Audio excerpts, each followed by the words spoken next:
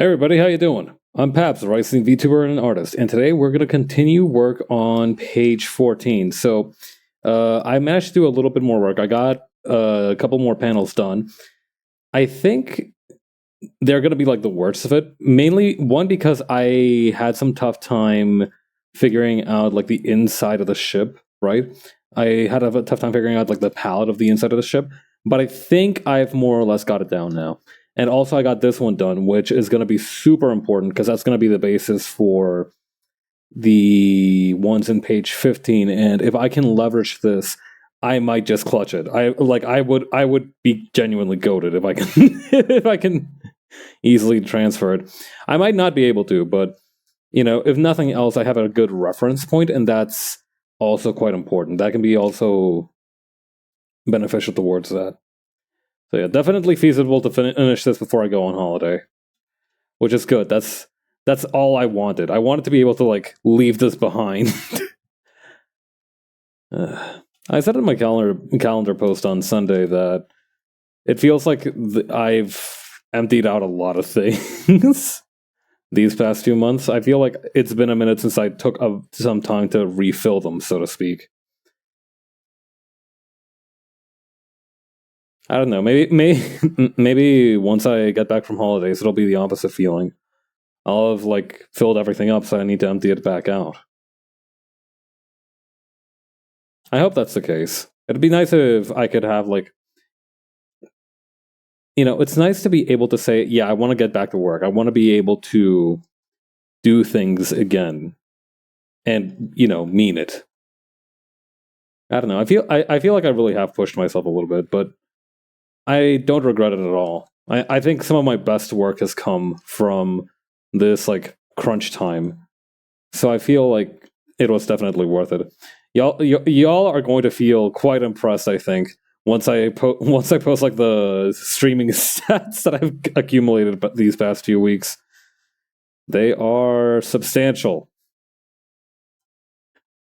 I mean, I don't know. I think they still don't quite match like the insane amount of time I spent streaming. Like I remember back when I first started, when I was doing Drawtober that one time, I was like streaming 3 hours at a time, and very often it was completing a piece in one sitting. That I still think is like, I still haven't quite touched that just yet, but that's fine because at that time I was unemployed. It's like a different rule set, Employment is like adding like 5 or 8 of those Rock Lee weights to your body when it comes to streaming.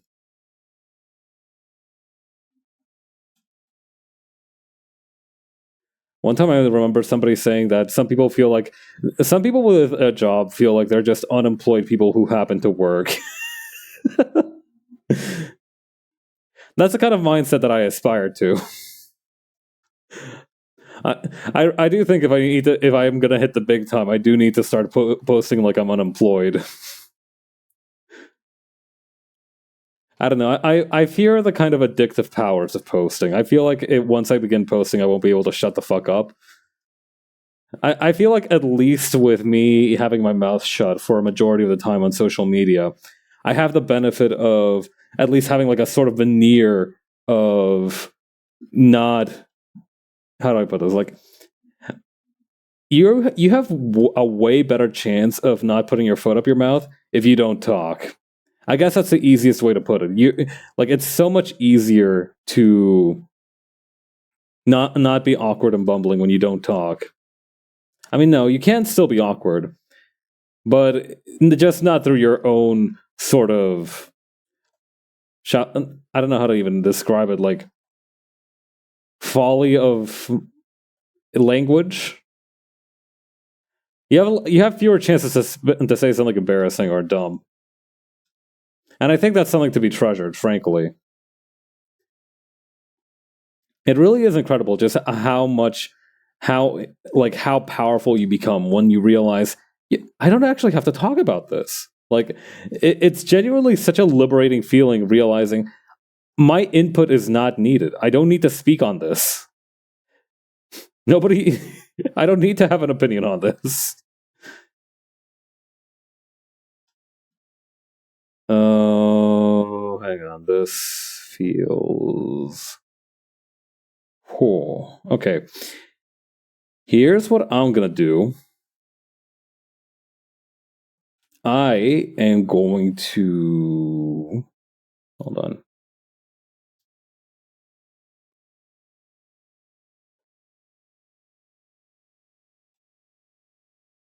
I kind of want to make this the front of this part here.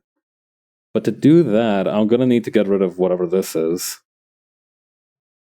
And also maybe whatever these are. Let's just amputate below the lever here.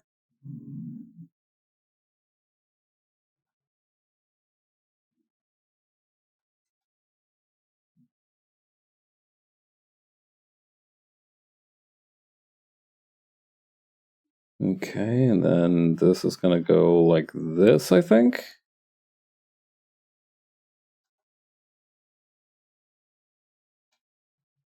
Okay, yeah, that seems about right. I feel like that's correct. Is it just me or hang on. I'm going to try something. Huh.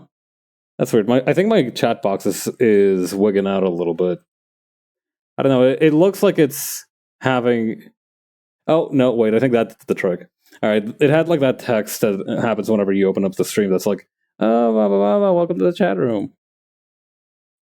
Not that I don't appreciate it. It's good to.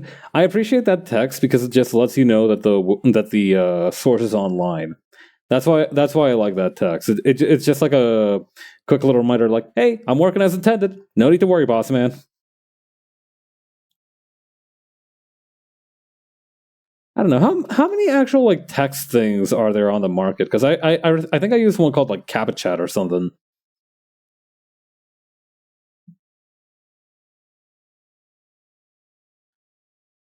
I don't know how many text systems are on the market. I don't know if you can even like homebrew one. I've seen some pretty cool stuff that people do with CSS. I know that there's like some kind of very interesting chat boxes and chat effects. I might look into those, honestly. I'm really looking forward to using some of my vacation time to just invest in something new. I don't know, but the problem is I don't know what to invest in just yet, so to speak. I don't know if the market is feeling bullish or bearish. It's quite a hard read right now. No, I'm not going to be investing. I don't think I'm ever actually going to like do like day trading or my own proper investments. If I ever do that, I'm definitely either going to like leave it to someone else or like have a plan that like my bank does, because honestly having assets that you need to like record for your tax reasons is such a pain in the ass. It's unbelievable. Honestly, it's just such a pain in the ass. And granted, I can't imagine that it's like a whole lot of money unless you're like unless like you're some kind of stock market genius and accidentally make $1 million in your first year. I don't think you're going to be particularly hurting, but I don't know. It just feels messy.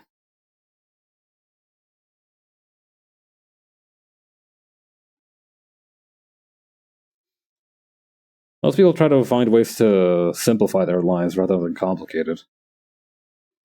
Even although you could argue that there's no such thing as an uncomplicated life. Hey Cypress, how you guys doing? I'm Pabs, rising VTuber and artist. Let me give you a shout out. How you doing? You were playing Crow Country, right? I'm really I'm looking forward to trying that one myself sometime. It looks really cool, pretty damn good. That's a great endorsement. I'm glad to hear it. Everybody's been saying that Crow Country is La Bamba. So I'm glad to see that it's been received well. I don't know. I'm always happy when like it's just such a charming looking project. I'm really happy that it's finding its success.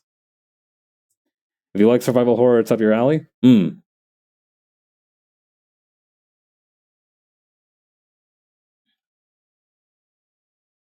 Yeah, I'm currently reworking a little bit of this panel here because of the fact that it's not making sense. It wasn't making sense earlier. It's like that one Talking Heads song.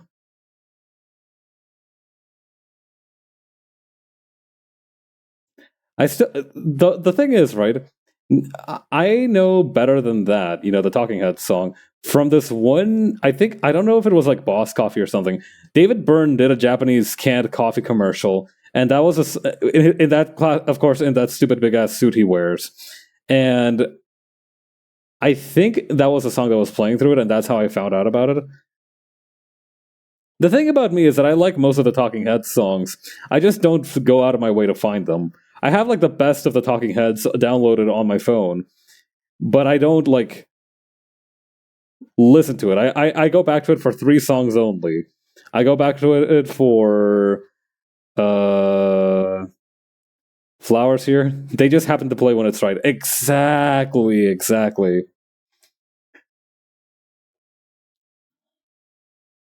You know, it's precisely that like that.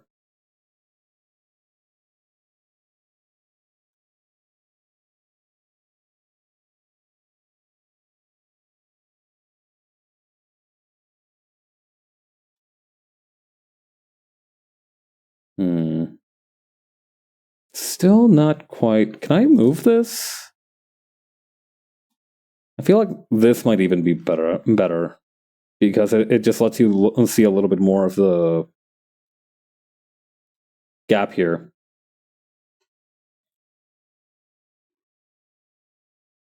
Yeah, no, I downloaded those songs on my phone, and now it's just like you know those fairy tales where like a wise old crone or like you know some kind of positive mystical figure, as opposed to like the malicious mystical figures. They give the protagonist like a bag, like a pouch, and it has like three things in it, and like throughout the protagonist's quests, it turns out that those three things are like exactly what they need. That's what those Talking Head songs are like to me.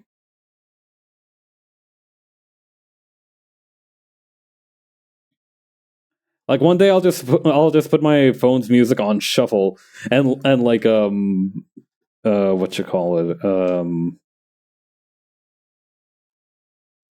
that song that's like this is not my beautiful house, this is not my beautiful wife. That's gonna start playing and I'm gonna have an existential fucking crisis. Letting the days go by. That's the one. That's probably not the name of the song, but that's like the most notable lyric from it.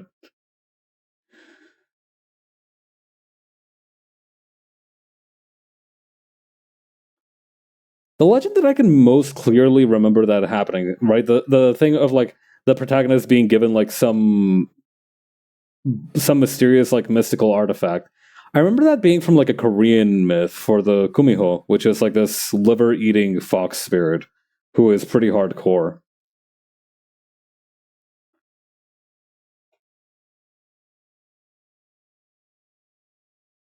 I think like the whole thing is like some kind of like Buddhist monk or some other kind of monk ends up giving the hero like a bag of like three magical things, and each one eventually morphs into some kind of like anti Kumiho deterrent as the hero is like running away from the Kumiho.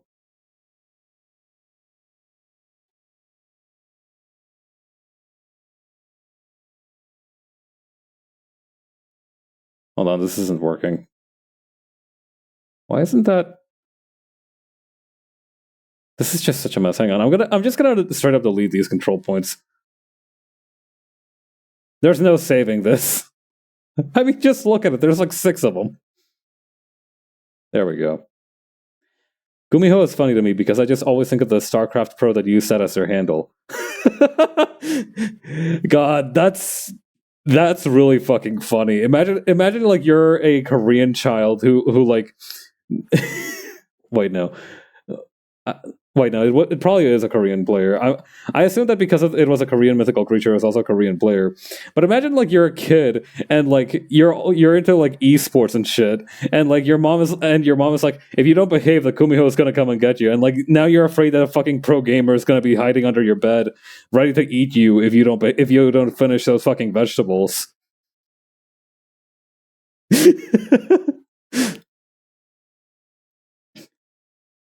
Honestly, I'd be scared. I know that La Chupacabra or what have you, or like Grendor, or like the fucking Baba Yaga is like fucking evil, but like like imagine if somebody was like, yeah, no, if you don't clean up your room, Rooflemonger is gonna be under your fucking bed. Fucking Sajam's gonna get you. I don't know about the actual myth there before I knew that player, so it's always just the first thing I think of. Even knowing later, it's like a proper myth thing. That like first association you make with it is very strong.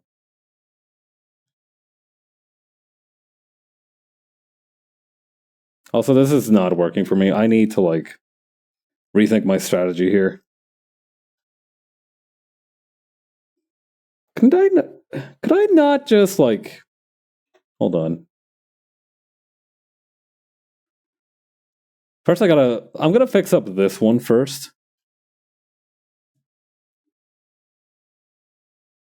Oh wait, maybe if I hang on.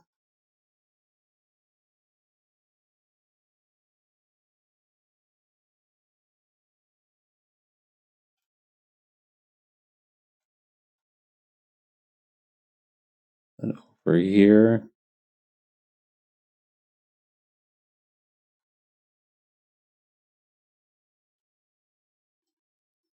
Hmm.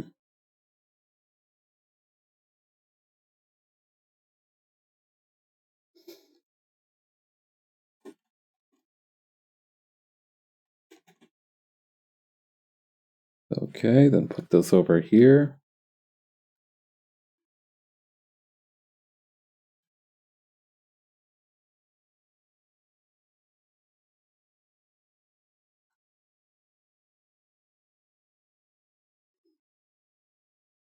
God, I'm fighting for my life with these action lines right now.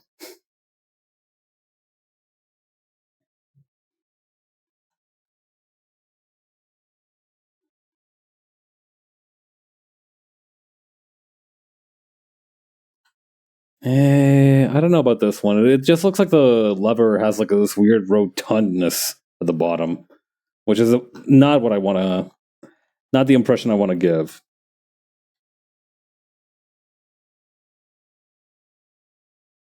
Hmm.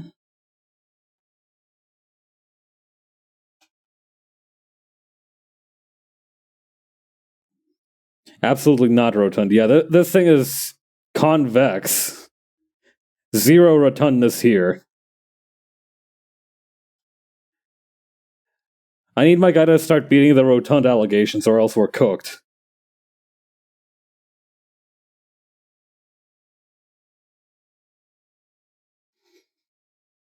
This needs to be like the opposite of those, like, you know, those pictures of kittens that get really fat after they've eaten because like they're so tiny, but they still need like a decent amount of food.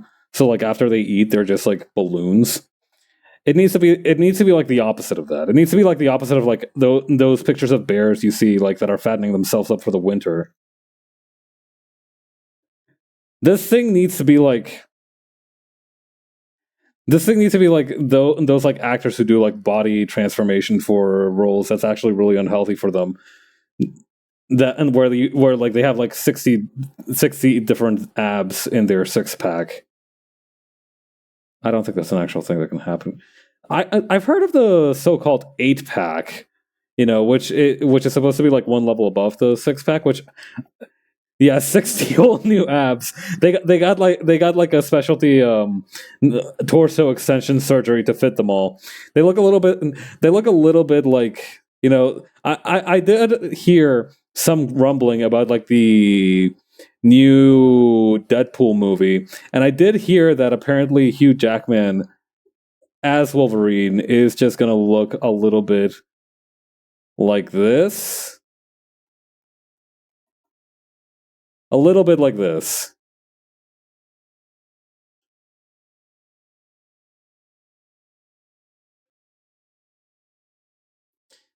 Yeah, that's more or less the vibe that they're going for, from what I understand.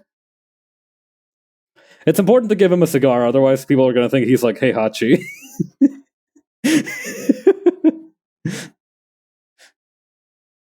Hey, Bub, I don't know how to do. I don't know what Wolverine sounds like. I almost gave him like a New Yorker accent, even though he's definitely not from New York. Like him being Canadian is like the one thing he's got going for him. God, I remember being like 9 when I watched like Wolverine. He's supposed to be from like Quebec. What the fuck? Anyway, I remember watching not Wolverine, like that one Wolverine movie that a lot of people really didn't like, where Deadpool was in it. And this was before I knew who Deadpool was. I just saw like this guy being like really good with katanas. I'm like, damn, that guy's kind of saucy with it. And then later I learned that was supposed to be Deadpool after knowing who Deadpool was. Oh, thank God he's from Alberta. Oh my God. Oh, phew. I got scared there for a minute. Oh my God. From Quebec? Nah. Nah.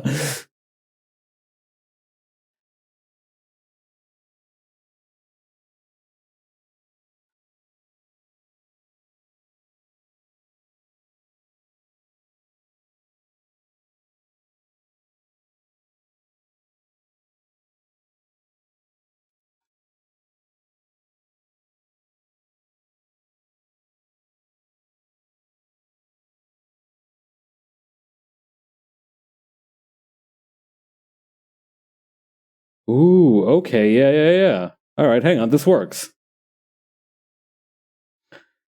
God.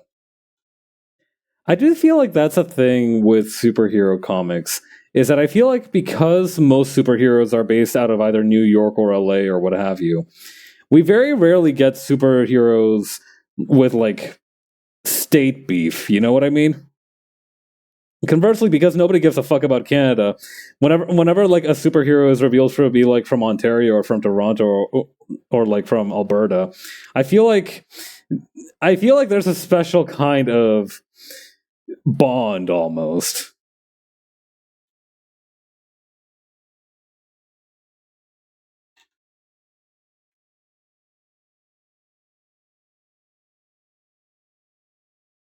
God, if you're from like a non-US country, do not look up what happens to what your country is known for in like the X-Men or Marvel universe if you don't want to have a bad day.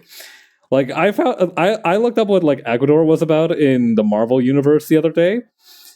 Canada's got Wolverine and Sasquatch. The only two Canadians to ever exist. God, but yeah, no, they did Ecuador fucking dirty out here. it was kind of bad. They had like a Sentinel factory or some shit, and I think like X-Men wannabe Messiah number 483 was stationed there for a little while. Also, I don't know.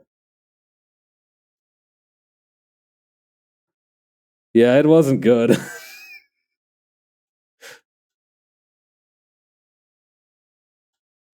Honestly, I'm kind of just happy that it didn't get wiped. Hang on, let me look it up real quick. Hang on. Marvel Wiki Ecuador. All right, Ecuador. Marvel database. Let's get into it. Where's my browser source? Yeah, it should be around here somewhere. The Philippines seems to be relatively safe looking at the Marvel Wiki right now. Oh, thank God. Hang on. Where is my browser? Oh, here we go. Overview. Flag of Ecuador. You've got to be fucking kidding me. Come on, is that flag of Ecuador and it doesn't even load? Oh, you are fucking with me right now. The capital city Quito was almost destroyed by Nate Gray, who was controlled by the Red Queen. Fuck you. On their way back from Australia, the X-Men, Professor X, were asked. Oh wait, no. The X-Men. Wait, what? Hold on. This is grammatically fucked. Professor X were asked them to investigate as Cerebra has located an enormous mutant surge in Ecuador. Make a quick turn and investigate the anomaly. Cassandra Nova brought Donald Trask III to a hidden master mold factory unit in the Ecuadorian drill. What Ecuadorian drill? Okay. Trask instructs the Wild Sentinels to commit mass mutant murder. Cyclops, Wolverine, and the innocent civilian Ugly John fly above the factory on board the X-Wing. They are attacked by various miniature Sentinels. Brought to Cassandra Nova inside the factory. Cassandra kills Donald after assimilating his DNA sequence. I don't give a fuck about that. Children of the Vault. I thought that was a Borderlands thing. Blue Marvel helping people badly hit areas, one being Ecuador. Okay. Dr. Octopus used a satellite system to raise the temperature of the planet, killing many birds in Quito, Ecuador. Wow, just the birds, huh? Somehow managed to avoid all the people, but you got the birds? Just the birds. Wait, was that the actual sentence? Hang on. Innocent civilian. Cyclops humanely kills Ugly John to spare him further suffering? What the fuck? Okay, Sam Wilson's first mission was to neutralize a new Hydra base in Ecuador. Okay, cool, so we get the Nazis now. That's funny, that's usually another South American country that gets that short end of the stick. The new captain missed a shield throw after another Hydra agent picked it up, throwing it right on the face of another Hydra member. Dumbass. This guy revealed to be Ian himself. Who the fuck is Ian? Ian commented a poor throw of Sam as a demonstration that Wilson wasn't the most adept to become the new captain, but he himself was a better candidate. I don't give a fuck about all that. International terrorist General Miguel smuggled a certain drug from Ecuador to the United States of America by sea. Awesome. You guys suck. Fuck you, Marvel Universe. Get bent, Marvel Universe. This sucks. I have to recenter myself. I opened the 8 gates of being a hater just now.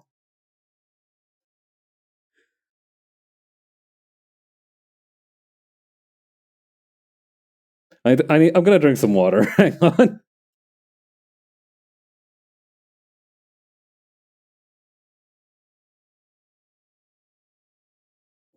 But yeah, that's Ecuador in the Marvel universe. But yeah, if you're from a country that's not the U.S. or Canada, or even if you are Canada, actually, I think the U.S. I mean, obviously the U.S. is where a lot of bad shit happens. So it's not like they don't get anything bad, but Ecuador just almost keeps getting wiped out and also has a murder robot factory in it. That's not.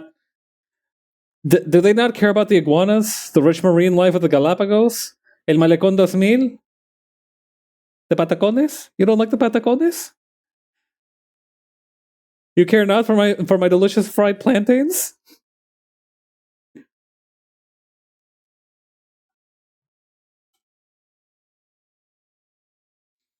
I don't know.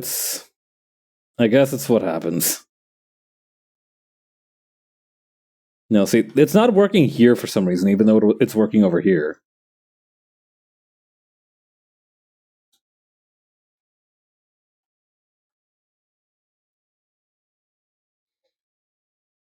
Yeah, the dollar store near where I live sells plantain chips, and they're definitely something of a sometimes food for me. Not because they're particularly unhealthy or anything, but because every single time I'm like, maybe this time they'll be good, and every time it's they're not particularly good. I miss plantains, dog. I miss being able to make. I miss being able to make verde and. Well, no, I think verde is a different food, but I miss. Well, I never made the food myself. I just miss eating it. but I could make it. I have the will. I made pan de yuca. There, if I can make that, nothing can stop me. Good fried or grilled plantain. Mm-hmm. Ah, sugar and cinnamon. We used to have it like this with this like queso fresco. Oh, dude. Is verde made from plantains? I forget. Yeah, I think. Yeah, I'm pretty sure verde is made out of plantains. God, you look at this, right? You look at like this. I see this and I think like that's that's like a brother to me. Like, let me get a bite. Yeah, green plantains fried over medium heat until very tender. Yeah, you just like know that this goes crazy. It's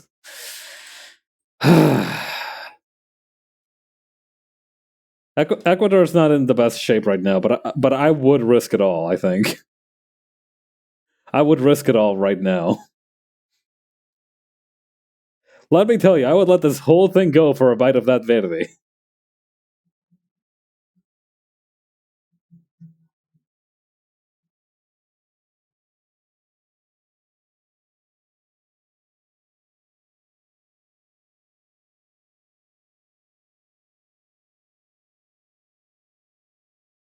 Okay, then over here.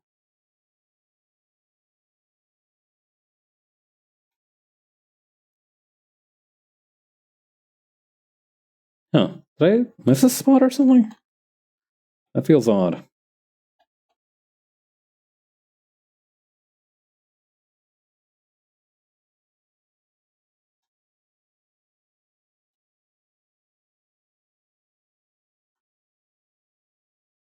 Okay, then over here. And over here.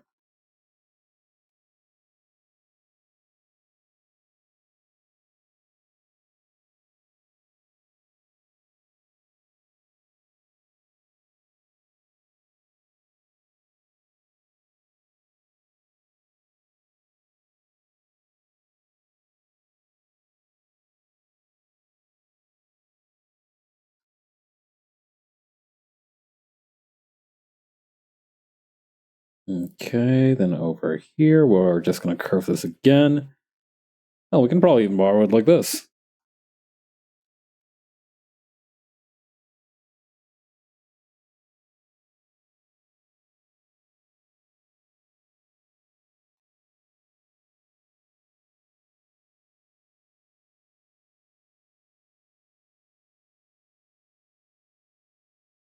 Okay, now we just need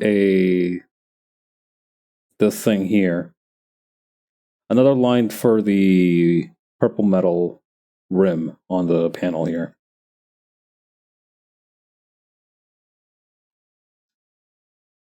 Maybe a little bit lower than that. It's looking a little iffy right now. Yeah, there we go.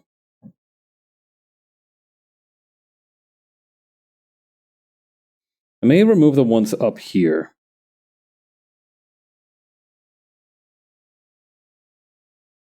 Or, hang on. Instead of doing that, couldn't we, like...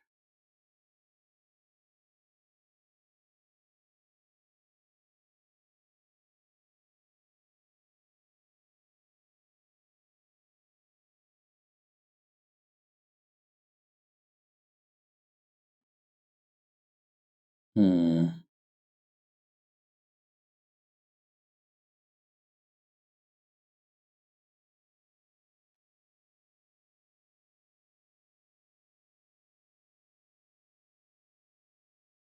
Something about this still feels wrong. I think maybe this one's what's throwing me off.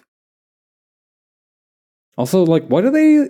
You see how they, like, bend towards the middle like that? Like, right here at the very end, it, like, bends upward. What's up with that?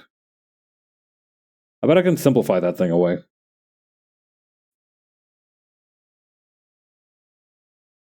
I was kind of right.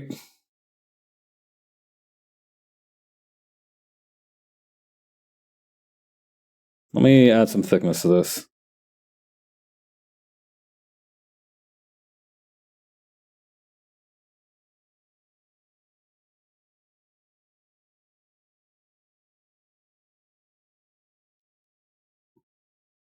Okay, and then we just need to finish up the shockwaves back here.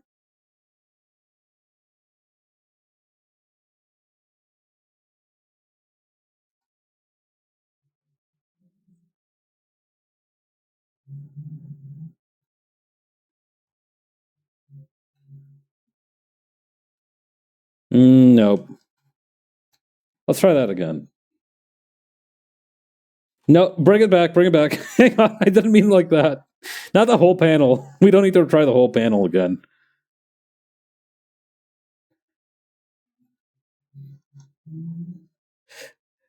Yeah, no, we don't need to run back on the whole panel. We just need just like this part is fine. I appreciate the enthusiasm, but like relax. Relax.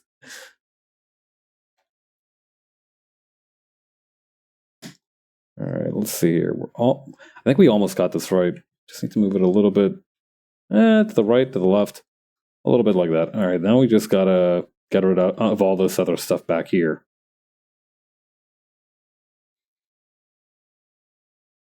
Actually, why not do up this part again, too? Hold on, I want to check something real quick. Ah, shoot. Hang on. I figured something like this might happen. All right, is that better?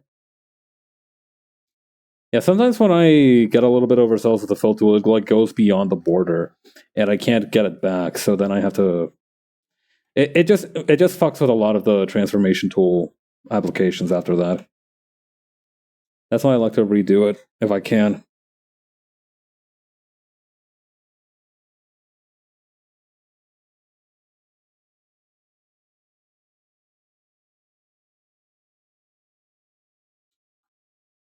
Okay. Here, and in these two places too. Just a little bit of fine tuning on some of the color placement.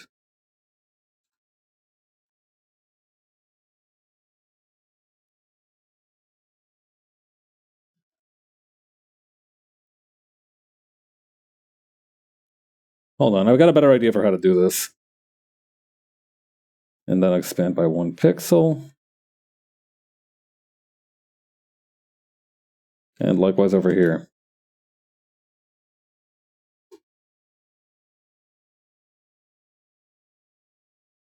There we go.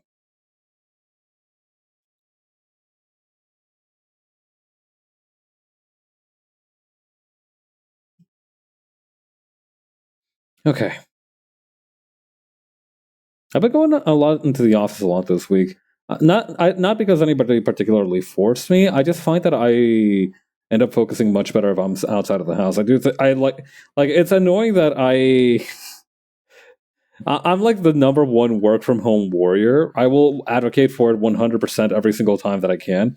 But I must admit that that it does benefit me in some ways to just get out of the house and go to a place where I can just focus on whatever the fuck I need to focus on for 8 hours and then leave.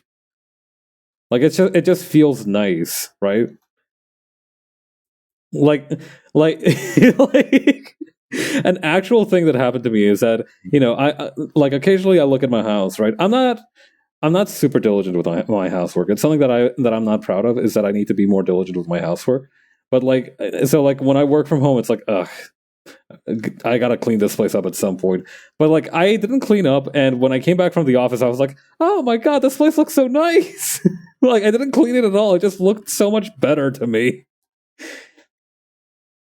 When I had my office job, I actually kind of hated work from home because they didn't give us a work laptop. They gave us a shitty, huge early 2000s rig, like an actual like stand-up CPU. Or like, was it a still portable or like is it like a CPU?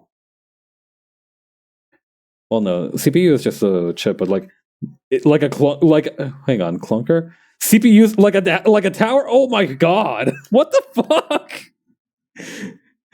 That's so busted. Why would they do that? Like, unless they were like unless you were working with like the fucking IRS or some shit who have to use like ass backwards software from like the turn of the millennium, it would cost more to maintain that. What? That's terrifying. That's like That's fucked up. I'm sorry you had to go through that. We did work with the IRS. It wasn't background research. Holy, that would explain it. Actually, I don't know. A lot of these older, because it's a lot of like, if it's not broke, don't fix it. And also, we like trying to update this program would cost so much fucking money now that we're just kind of stuck with using the stuff from the 2000s. It's kind of a messy situation, honestly. I definitely should do more like having a separate setup at home for doing work stuff, but I often am lazy. There's a whole room of nothing but PC towers for work at home. That is crazy. Yeah, I've been thinking about like making.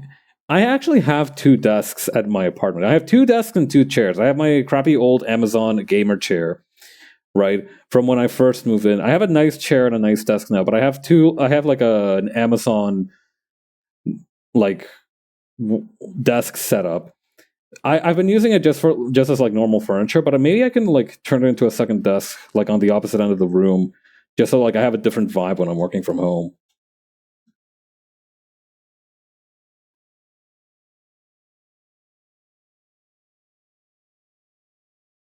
Still, that is nutty.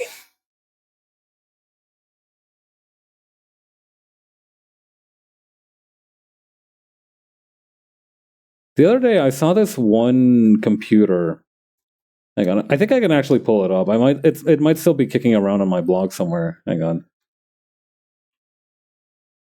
Well, I think it was like in some page called like old computer hardware or something. Oh yeah, check this out. There's this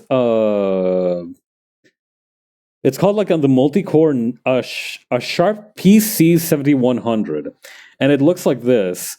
So you can like turn it into a suitcase basically. This looks pretty cool. I think I do like this. I don't know. It has a very unique vibe. This definitely feels some shit that like a hacker character in a 1990s movie would have. Like if Golgo 13 was a cyber assassin, this is a shit he would carry around.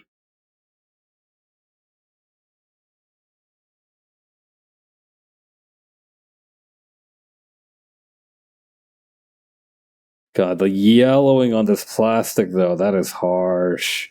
Like you can tell that the plastic is supposed to be like the inside of the like this inside white.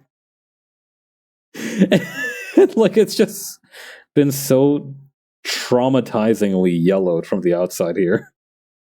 I also like that you can see that that because this is the keyboard side, right? It has these little thingies so that you can like make the keyboard at an angle. It's so neat.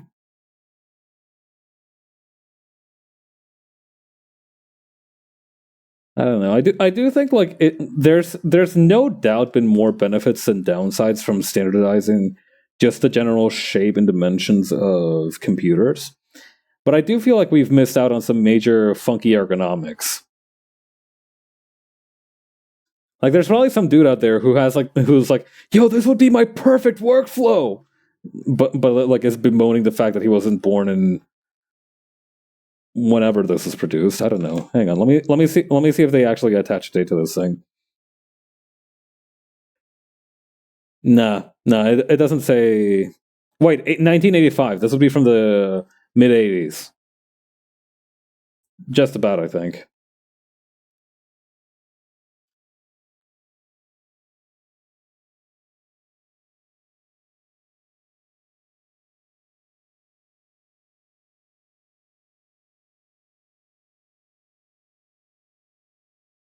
But yeah, having like one carry-on luggage thing, on an airplane you're allowed two pieces of carry-on luggage. Having one occupied by your computer is kind of awesome.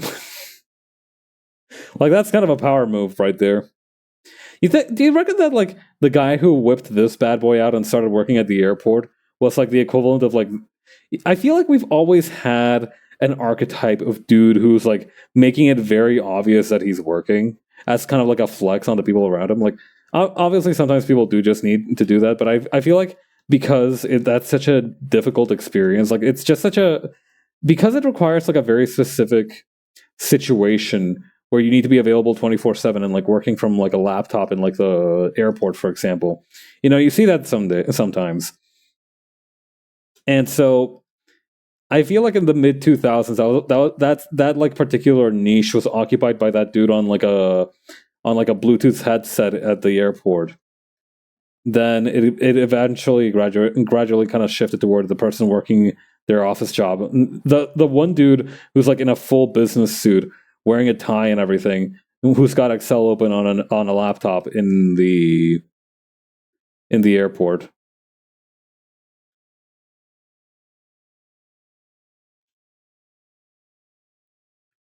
Guy who's like very diligently working on some kind of Excel document at the airport. So you think that he's just like some random business dude who's like waiting for his business flight, and but like you peek over his shoulder occasionally, and it becomes increasingly obvious that he's like making the opening screen from Doom, the 1999 video game, in Excel using just like the fill tool and using the cells as like pixel art sprites or like a pixel art canvas.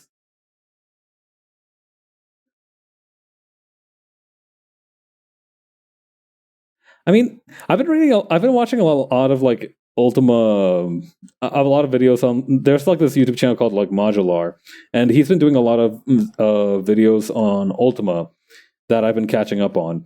And I think you could like genuinely run Ultima in like modern Excel because it was made in like Basic, wasn't it? Or no, Ultima Zero was made in Basic. I think Ultima One was made in a combination of Assembly and Basic. But I feel like with the right macros, you could probably accomplish something similar to that. You could just basically run Ultima out of an Excel. I feel like we have the power now. Like we have the capability. Excel's RAM probably costs like the requirements to install Excel on a modern machine are probably like exceed the actual file size and RAM needs of Ultima by like 5 times over. Who's to say we can't do it? Obviously, it'd be a nightmare to program, and I'm not fucking doing that. But like, I feel like it should be possible, even more so than adding Doom to everything. We gotta go back. God.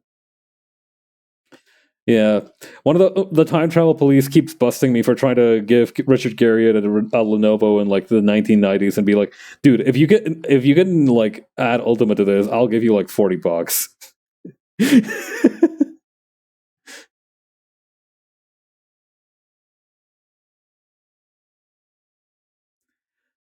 The craziest part to me about Richard Garriott isn't like any of the shit that happened to him before Ultima. It's the fact that like the fact that he's named Lord British isn't even because he technically has like British citizenship. It's because he got made fun of in like middle school for being too polite.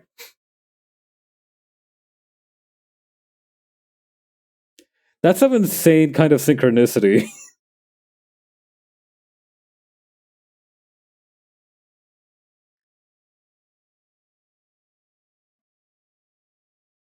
Like somebody was scheming to make this guy British no matter what, and they were like, "Ah, you're moving out of the old, moving across the pond, are you?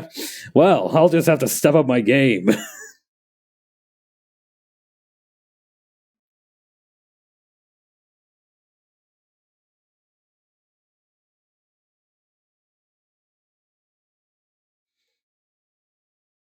Just imagining some poor British nerd who's like, "Hey, but we have Lord British, don't we, boys?" As trying to like point out like Britain's achievements in computer gaming or some shit, and somebody's like,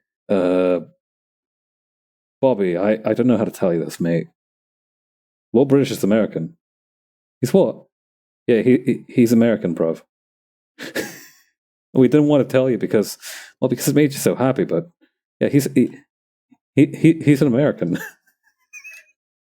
Ay, ay, ay. It's gotta suck to be that guy that I made up just now.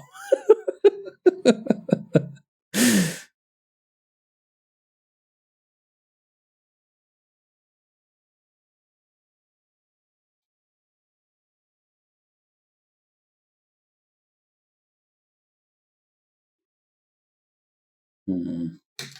Not sure I'm a fan of this orange. This bright pink is kind of doing something for me though.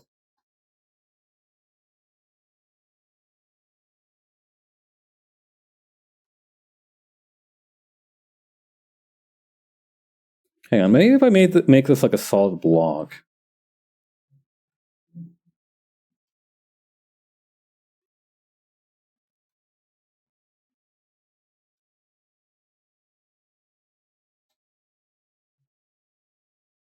Oh, maybe that's also what's throwing me off. Hang on. Hold on. Forget this. Forget this part here.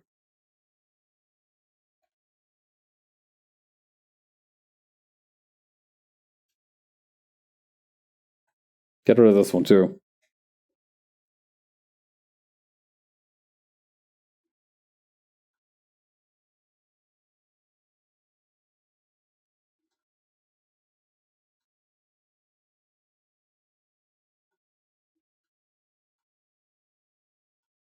Okay, then move it like this.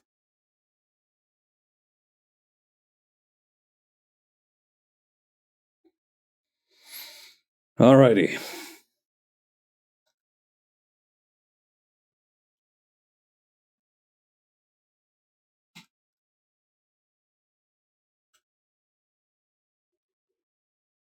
I wonder if having brown speed lines would work here. I feel like I should just make them the normal speed line color.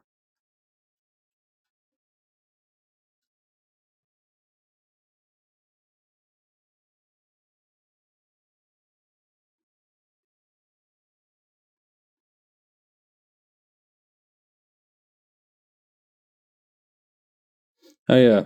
Speaking of weirdly anachronistic things, today I saw like a dude in a full-on jester's motley, very clearly leading a group of like 7 to 8 people down the street. Like my office is like on the 6th floor, right? So I have like a decent view of the street below. And I saw what was unmistakably a dude in like a red and green jester's motley leading a small group of people somewhere. I have no idea what was up with him, but I had like the strongest urge to just close up the Jester's parade. Yeah, that was Gog.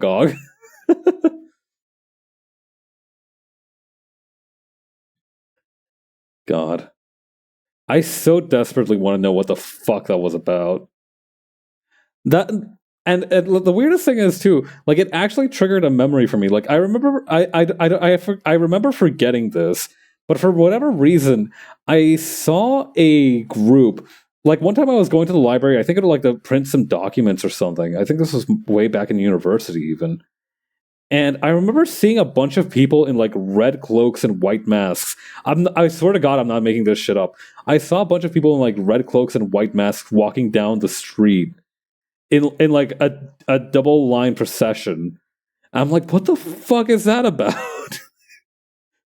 I mean, obviously I didn't ask because I don't know, but like I very clearly remember seeing that shit.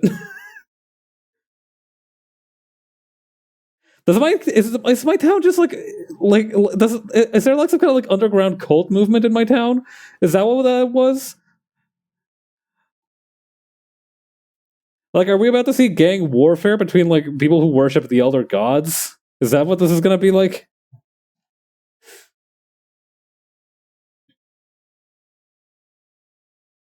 I'm telling you, East Side West Side conflicts would have been way different if like the Bloods knew how to cast Eldritch Blast.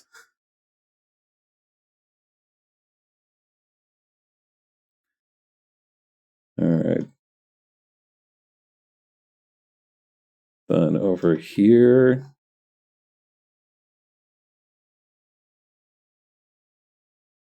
Wizards versus Sorcerers? Shadow Wizard Money Gang versus. Shadow Wizard Money Gang. I guess it'll be. Light Sorcerer Aesthetic Squadron? That sounds like the world's most boring Sentai group.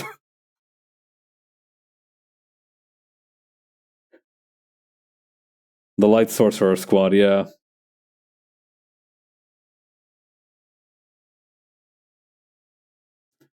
Light Sorcerer, I found them very heavy to carry around. I say that and I immediately get like 15 fireballs hucked at my head. And one of the dudes who cast them at me is now like a donkey or some shit because he uses wild magic.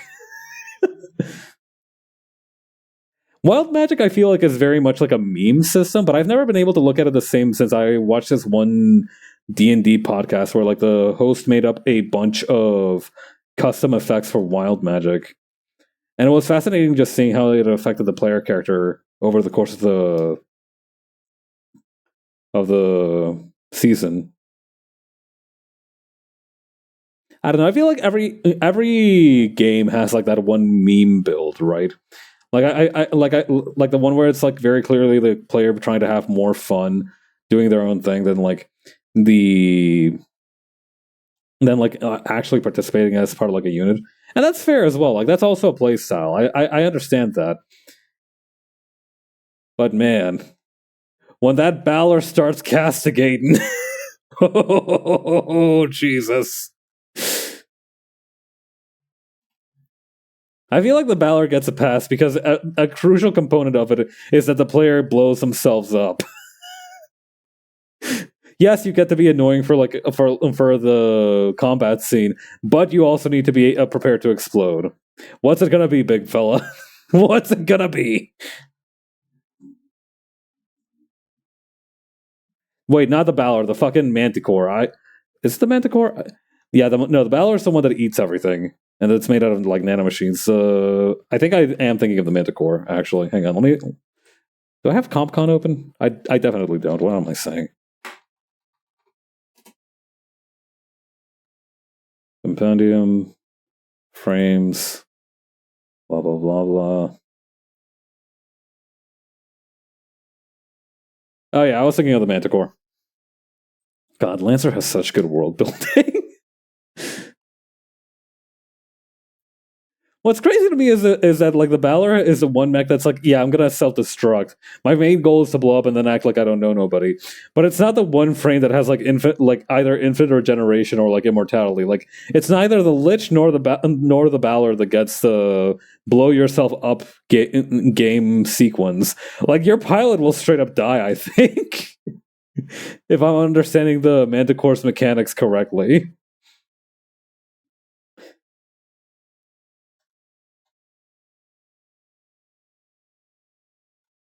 Like I feel like piloting a Balor is not a Balor, the Manticore. I feel like piloting a Manticore is like the equivalent of like those kinds of people that like the kind of person who like has kratom with basically every meal and is like, why is my stomach hurting?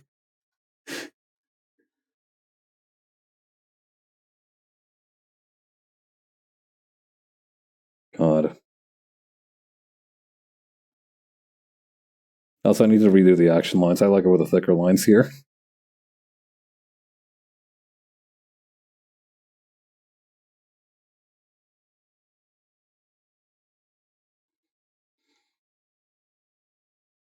Maybe I actually just push it to white. Is that would that work? Kinda.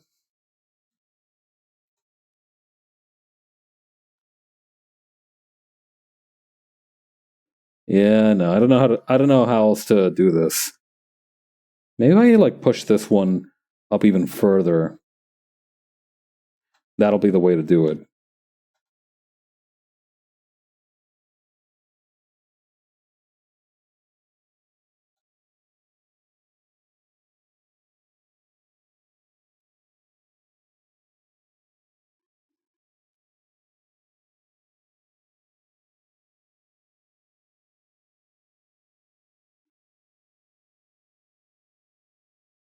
Okay.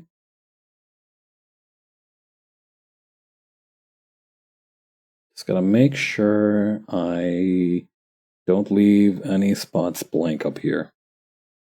Otherwise, it's gonna look strange.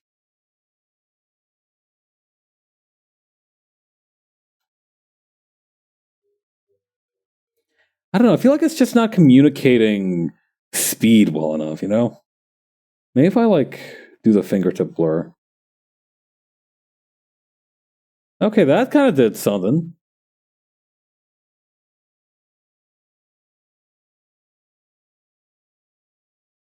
Hmm.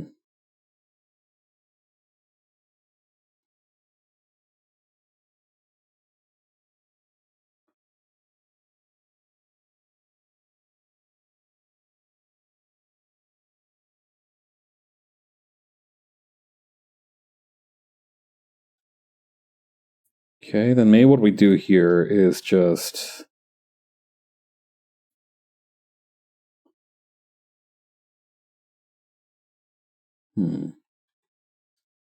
I feel like that works. So let's focus on the shading for now. That's definitely more of a pressing priority, I feel.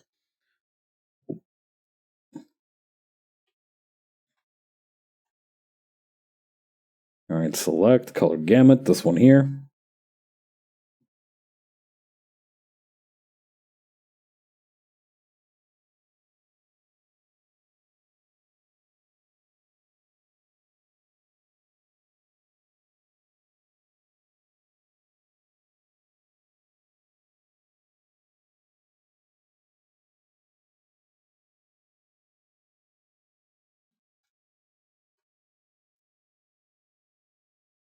Okay, then over here. And we'll do this for the gleam of the metal.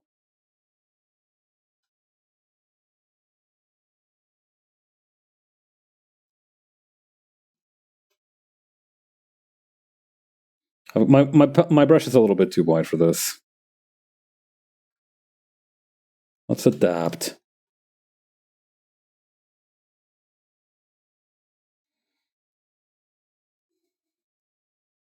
Okay.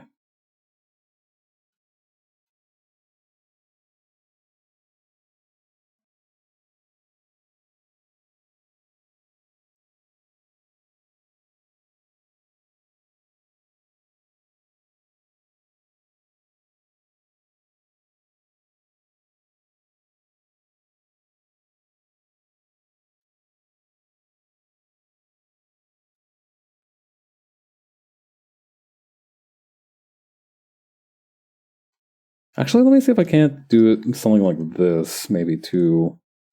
No, wait, that looks strange. All right, let's not do that then.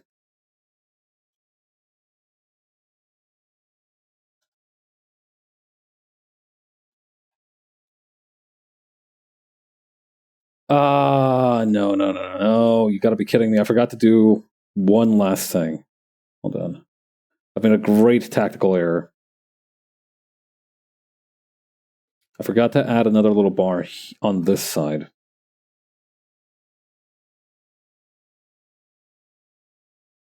Okay, then over here. Oh yeah. Recently I've reawakened the ability to... One time I made dumplings, right? Fried dumplings with this one thing, right? So the thing is, if you add like a tiny bit of starch and a tiny bit of flour, like half a cup of water and some vinegar, and you swish that around, and maybe add a couple other seasonings too, you can make like this cornstarch slurry thing that can create like this. And if so, like the way you do steamed dumplings normally, right, is that you, after you finish frying them, you steam them a bit with water, right? So if you chuck the starch mixture instead of water, it creates like this super crispy shell at the bottom that makes it like so much crunchier and delicious. And I've recently remembered that I could do that. So I did that to some dumplings, and oh my god. One of the finest decisions I've made, without a doubt.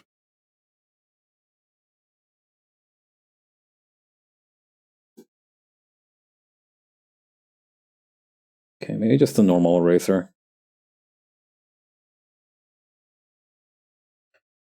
Yeah, I was confused because like I remember looking it up because I was like, huh, in anime, whenever they make like gyoza or whatnot, they add like they like turn it over on a plate, and it's got like this weird pancake thing to it.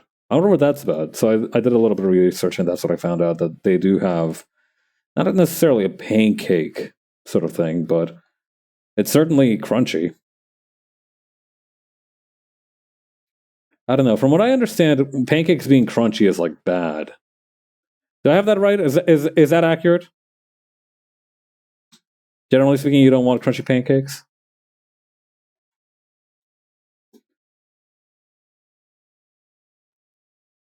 I mean, I don't know. Maybe there is some freak of nature who is into crunchy pancakes out there.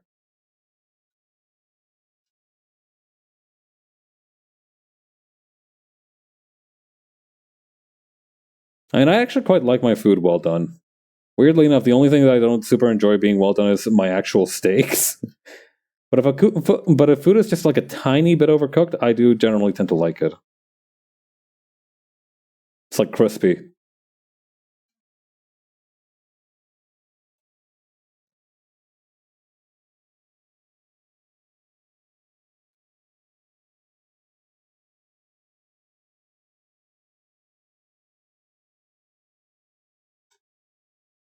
Okay, then over here.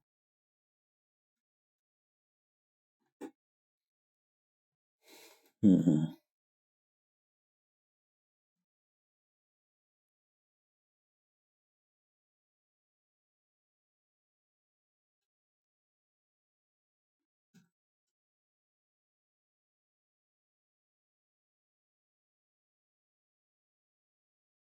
Okay, then put this like so.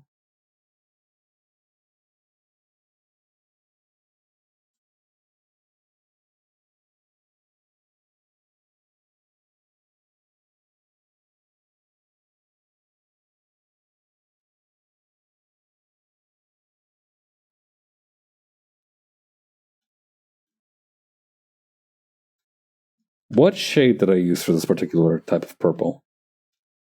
I don't fully recall.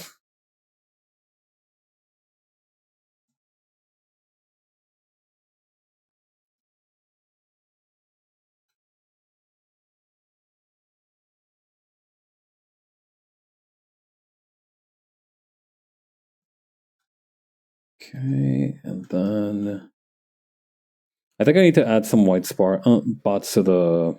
Hang on.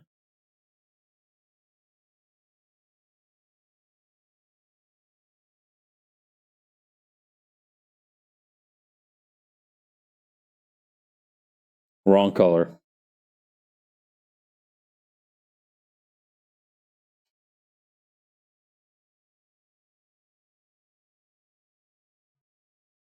Now that makes like the thing is, if I do too much white, it looks like the lenses themselves are white, which they are not. They're red.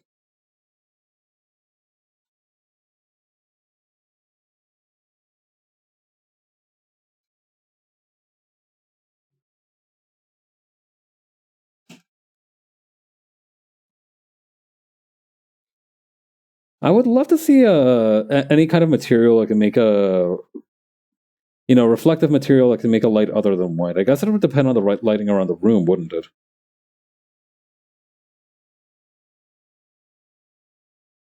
If you want to have something to have a red highlighted reflection, you'd probably need to be in a red room of some sort.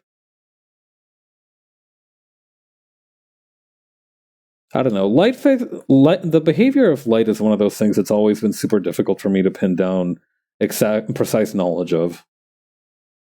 I feel like even the times when I do get it, I don't get it.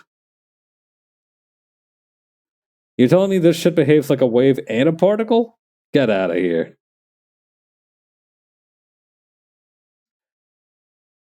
No way that can be true.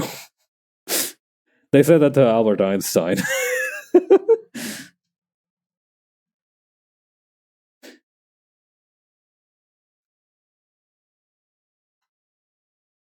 Did we ever find out why Albert Einstein did that one face when they did that portrait? The one where he's like sticking his tongue out like that. Did we ever figure out like why he did that? Why did he do that? Do you think he do you think like after he dropped like a particularly nasty dissertation, he ever hit that thing on someone like the Fortnite emote? like they challenged his dissertation, but it went through anyway, and he just like hit them with that stupid fucking face. And like even like a scholar's just like the dissertation went through, didn't it? Yep. Einstein now has like 400 other publications to his name, and he's standing right behind me. Yes, and he's making that stupid fucking face. Is he ever not?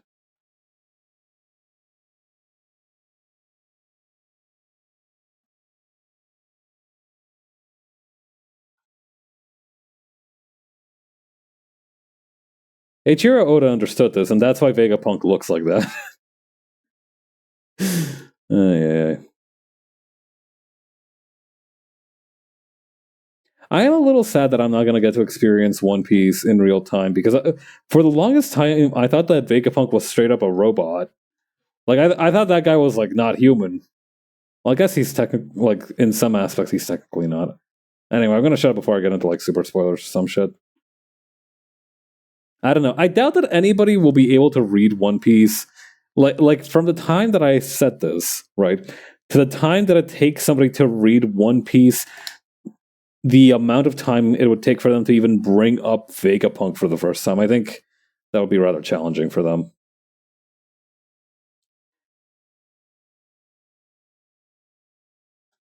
Guy whose mutant superpowers, being able to perceive spoilers with perfect context and clarity, even though he's never read the series or understands what the speaker is talking about. It's like a latent form of telepathy. They just never documented it because they couldn't get the right Xener cards to represent. I know what happens at the end of. I don't know what's a good movie. Parasite, 2019.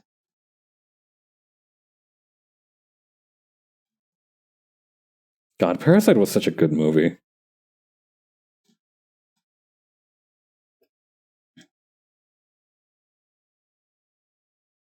Strong movie in a lot of ways, and it did well for itself, given how stacked the other contenders were. Right?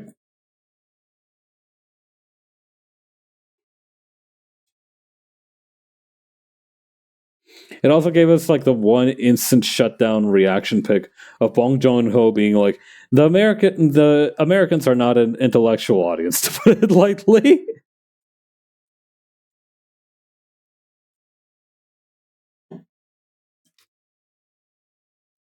Like that is a god tier put down.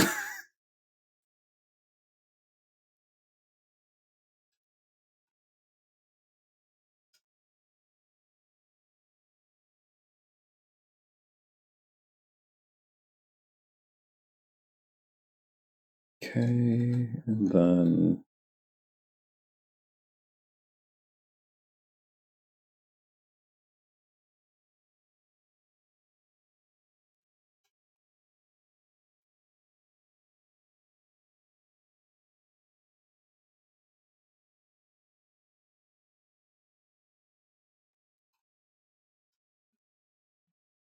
then we're gonna use the millipin over here. Oh yeah, speaking of stacked movie awards, apparently Furiosa is shaping up to be quite the movie, which makes me very happy as a Mad Max as not necessarily a Mad Max fan, but as somebody who knows Mad Max. It's just nice to see it doing well for itself. The actors really work their butt off.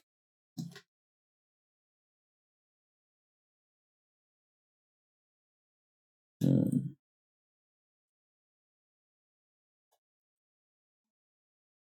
Hold on.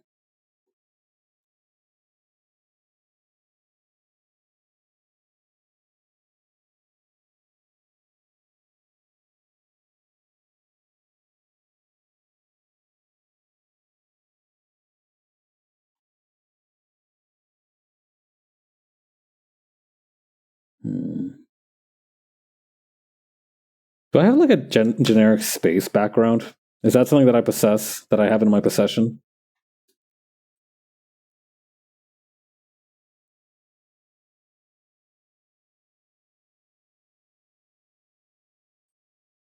Okay. This would be a better suitable material thing on like space.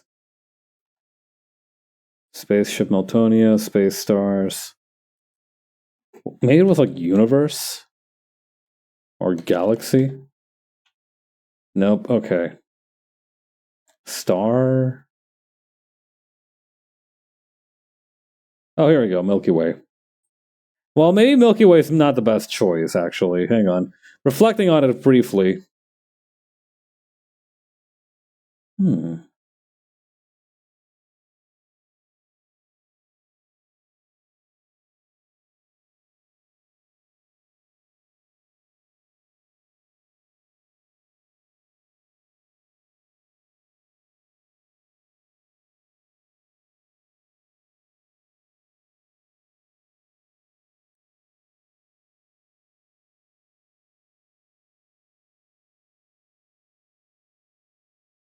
This is kind of a garbo starry sky. Oh wait, hang on. What about this one? Oh yeah, this one's much... Yeah, check that out. This one looks way better.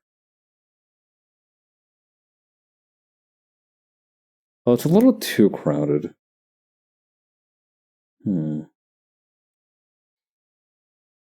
Let's try a couple of things first. First part of my original master plan was to make it so that this part is like only a small section of the sky, like this.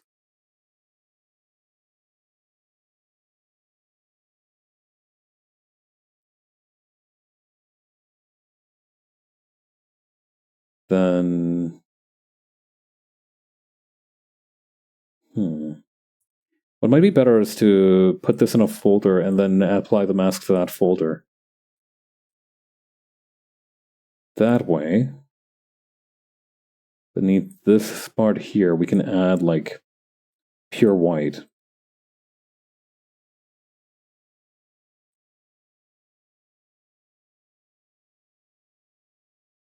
And what's more, if we use the droplet tool here, I think we can blot out some of the stars by messing around with the particle size like this. There we go. That looks kind of organic. Me, when I'm working at the produce aisle and I have fucked up my fruit sorting. I need to stop making myself laugh. I make myself laugh too easily with my own jokes. I think that might be my biggest weakness as a deadpan style comedian, is that I laugh at my own jokes too easily. I can't help it. I'm too funny.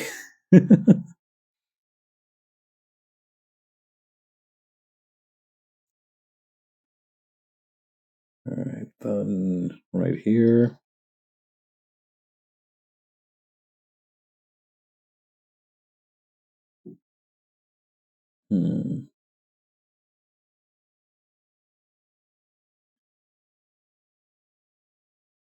Then I think what I'm going to do is I'm going to open up page 11?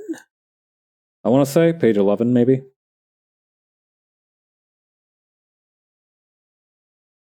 Oh yeah, here we go. All right, so hopefully... Oh, is this part not... Oh, shoot. All right, hang on. We might need to have a quick change of plans here. So instead what we might do is we might have this color here very carefully applied.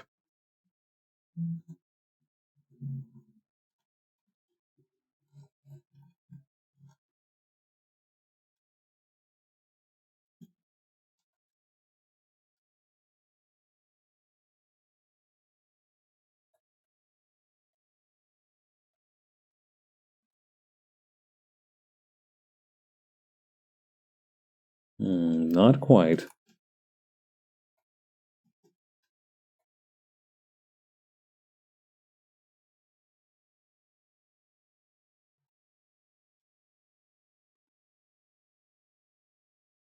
No, something about this isn't right.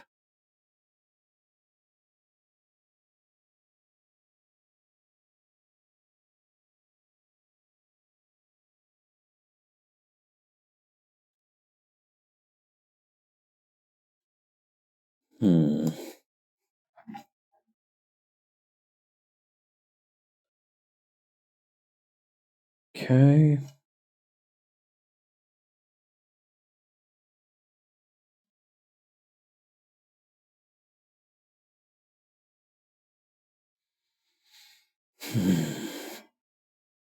Maybe instead of that,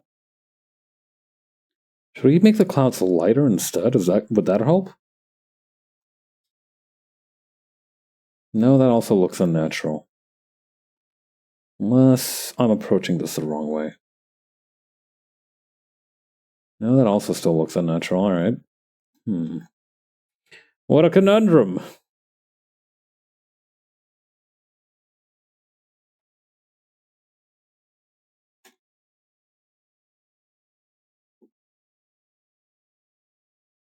Let's see, maybe if we...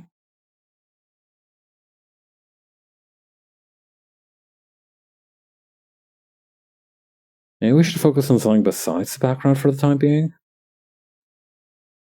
Or maybe we can... Okay, what we can maybe do is focus on what we know will be what colors. So for example, we know that this streak here is going to be pure white, possibly with some purple streaks because of the color of the ship.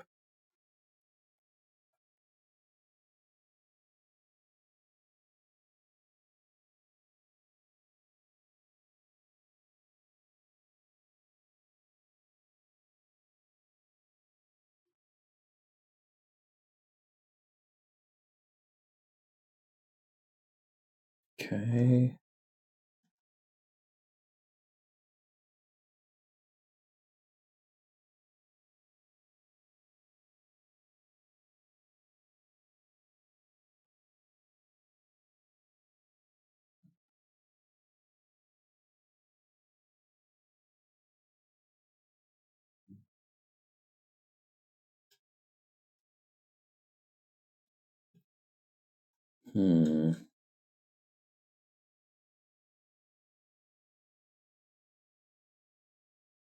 Oh shit, am I working on the same layer? Damn it! Alright, hang on.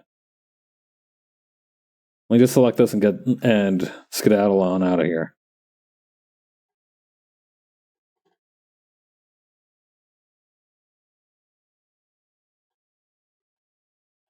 Okay, then just copy and paste that. It's a little rough around the edges here, but that's fine. We can just restore that real quick.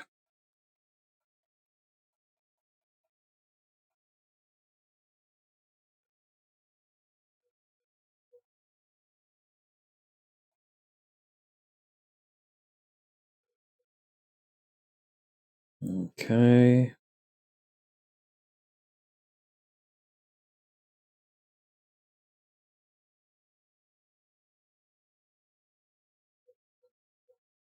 Done.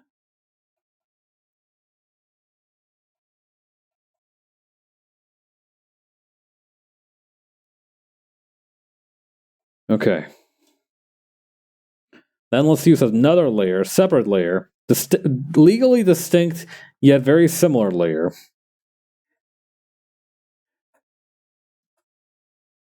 Generic brand layer.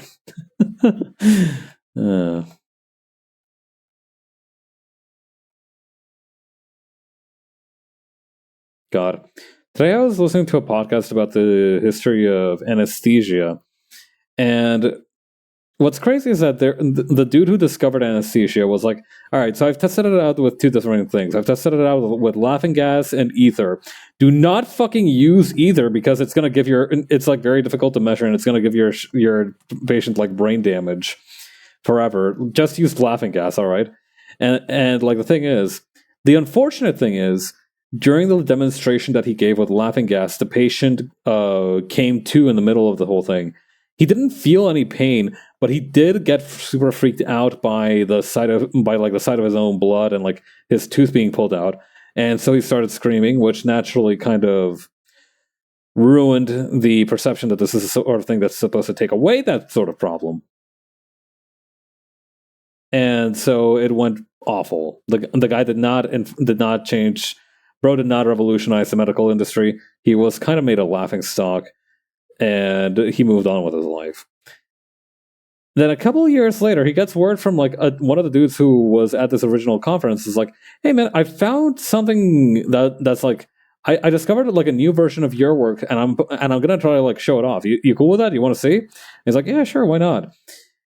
And this motherfucker was not in fact showing off like a different version of his own work, of the first guy's work. He was showing the exact same thing, except he was using ether.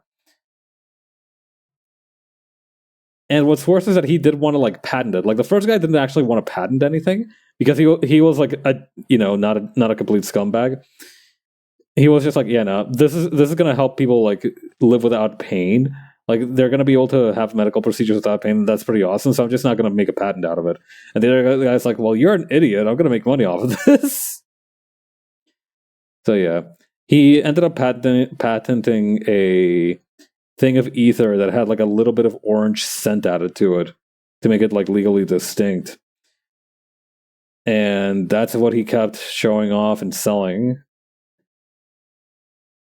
And frankly, it didn't end well for either one of them. The actual guy who discovered it never really got the proper recognition. Meanwhile, he actually did get recognized in a few places like Paris, which was like a decent place for medical science at the time. But unfortunately, he started using chloroform to treat his depression, and chloroform also gives you a lot of brain damage. So he ended up doing a lot of awful stuff under chloroform, and well, it didn't end well for him. In any case, the other guy ended up battling out a bunch of legal battles because he wanted his name to be attached to this. Like, the thing is that there was so much strong evidence that the first guy was like the original guy that this guy had to fight in court to be like, no, I'm the guy. And well, he kind of won that battle, but he was left bankrupt from the legal costs, so he didn't really win either. Nobody gained anything. Well, except I guess the medical community.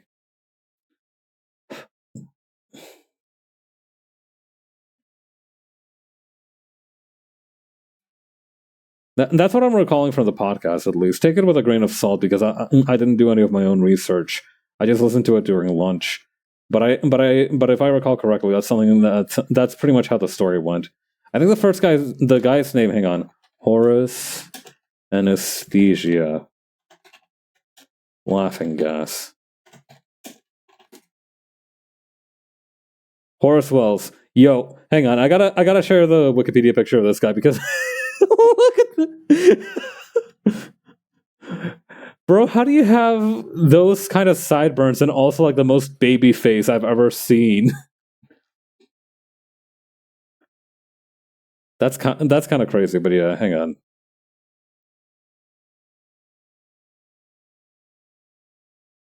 Yeah, he gave a demonstration to medical students at the Massachusetts General Hospital in Boston. However, the gas was improperly administered and the patient cried out in pain.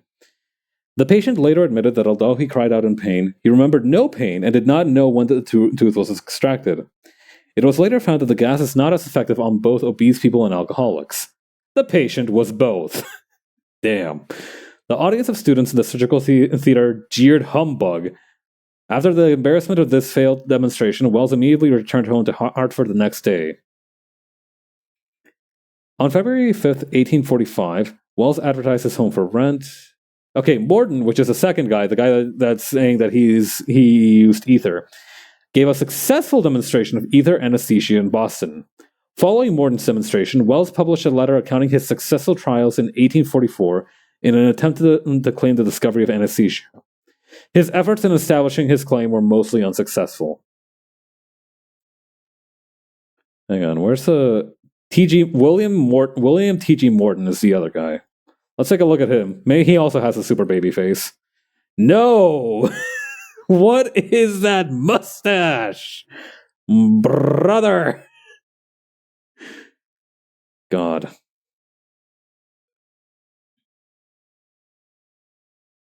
Yo, is it just me, or is this kind of like a Jekyll and Hyde kind of situation? Like, I feel like if this guy drank like a potion, to turn into like Hyde, he would look like this. Like, they have the exact same fucking outfit on. This guy's just wearing a black shirt, and this guy's wearing a white shirt. They've got the exact same fit.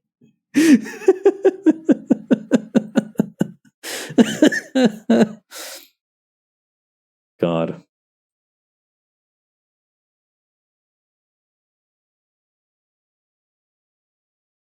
Wait, holy shit. Hang on. In popular culture, the story of Dr. Wells' self-experimentation with drugs was explored in an episode of Science Channel's Dark Matter, Twisted but True, in a story entitled Jekyll vs. Hyde. Oh. For an awful but glorious moment, I thought that the case of Dr. Jekyll and Mr. Hyde was based on this, but no, it's just a comparison. Damn you. Crushing my dreams. Well, that's how it is.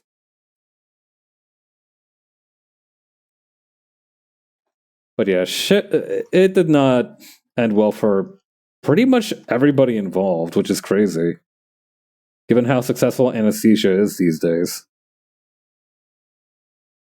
I mean, I've never come to from well, no, like the thing is, I've never been experienced like knockout anesthesia.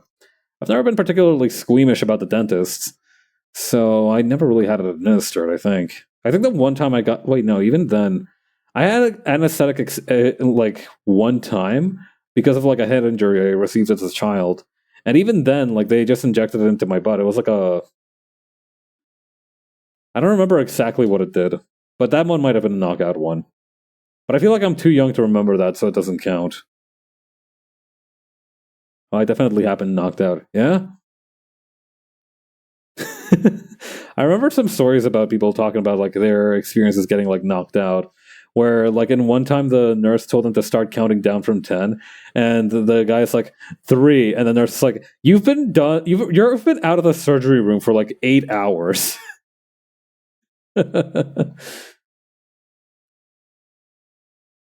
But yeah, how's the experience generally? Like, like is it as sudden as like that guy's thing, or what was it slightly different for you?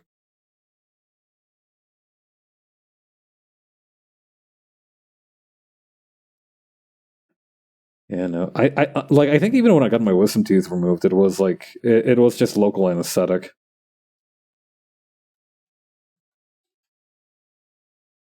But like I said, I'd probably happen like knocked out proper at least once in my life. Ain't no way. I don't have I ain't no way I have never gone under because I feel like I got injured often enough that I definitely like went under once or twice.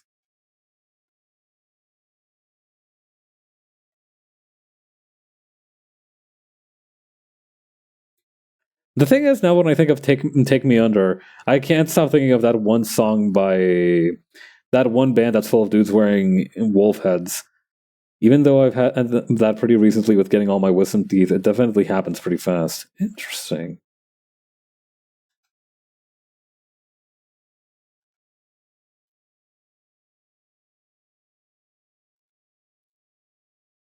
Hmm.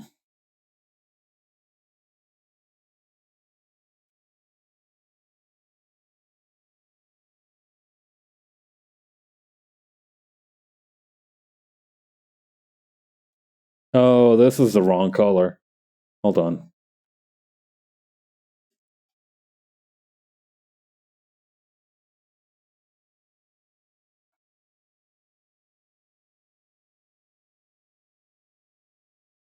But yeah, anesthesia is like one of those sciences where you're definitely like, okay, it definitely took a lot of trial and error to get here.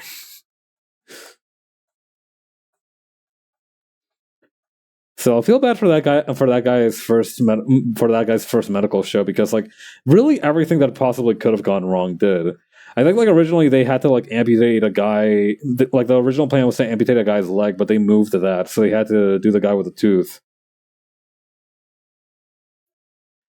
Like that you know like those memes where it's like the worst you can say is no. It's like that but for trying to change the world of science forever.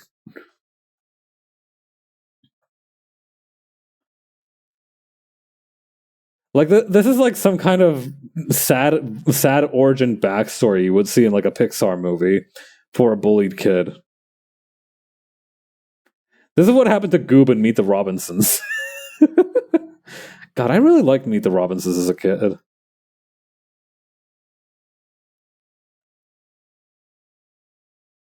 Alright. Okay. Also over here. Well, maybe I can add a few more scrapes to it here.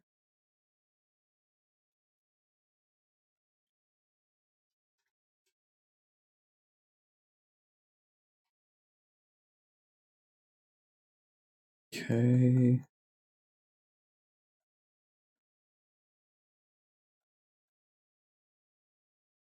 Actually, this front part should be fine since I just need to override it with this lighter pink or lavender. I don't know.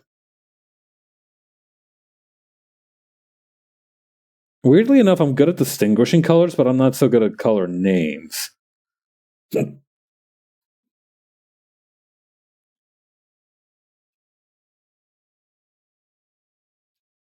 Although I guess that's almost like a subjective thing rather than an objective thing, right? Because because some people are like, oh yeah, Miku has green hair, and I'm like, what the fuck are you talking about? Her hair is blue.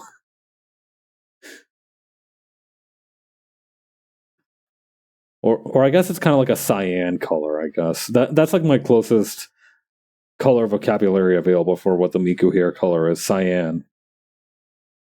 But even then, that might not be fully accurate. We need like a Miku Pantone.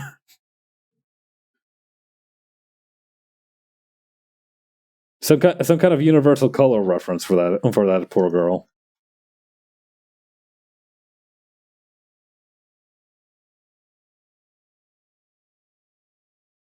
Okay.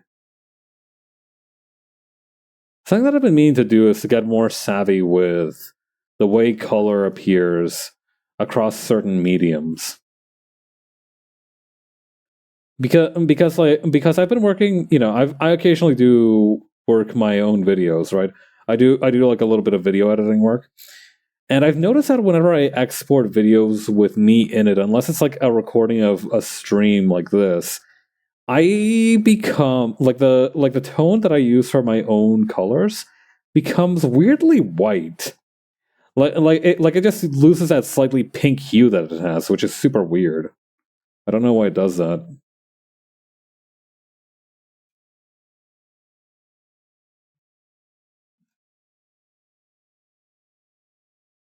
Not to mention, if I want to start printing stuff more often, I'll need to get familiar at least with CMYK safe colors.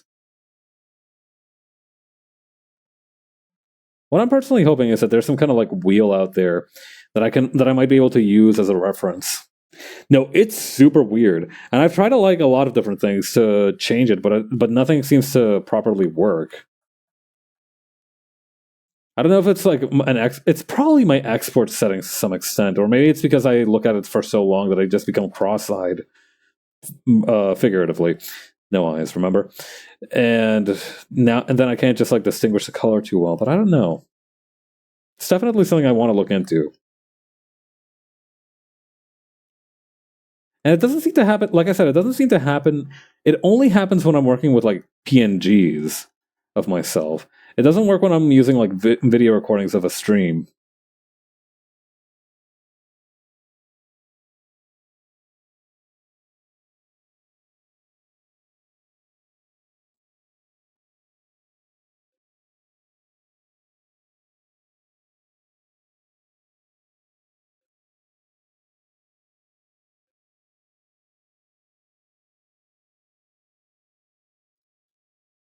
Okay.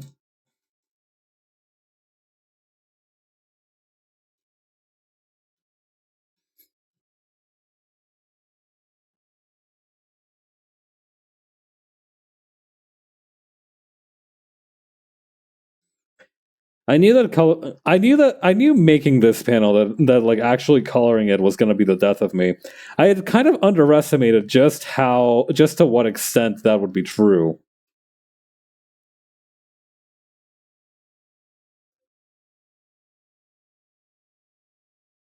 Well, no, I guess it's still technically not true. I'm still alive and kicking after all.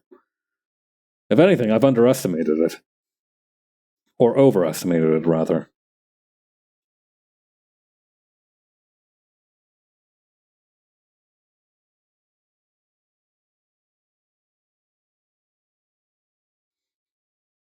Okay. Hang on, let me. Can I get a look at the actual spaceship itself? Hang on.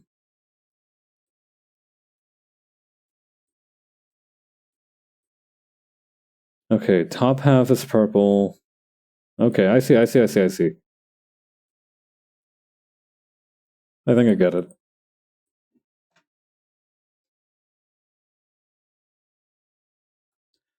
Let's do this part before I forget.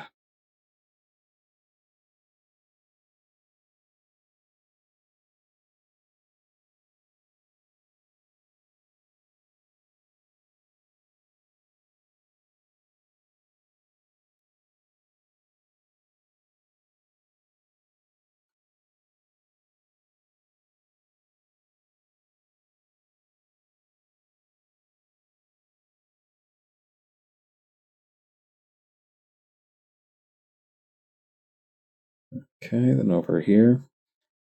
I've been thinking a little bit about like Miku fitness boxing. Yeah, on the topic of Hatsune Miku anyway. I've been thinking about like how I can procure that game somehow or some way. I don't own a Switch, so that's going to complicate things a little bit. So far, my best plan is to just blast like a Vocaloid playlist while I'm watching table recordings, but I feel like even that's going to be wearing thin after some time.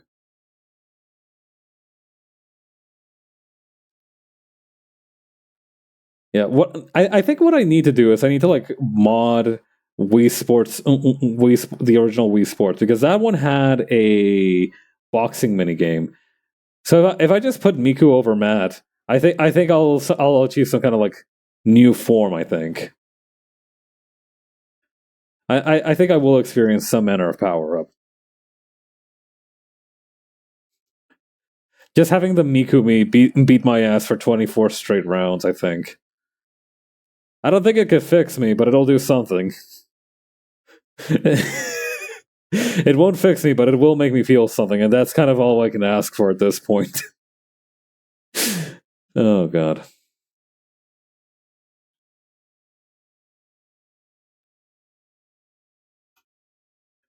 Okay, then over here.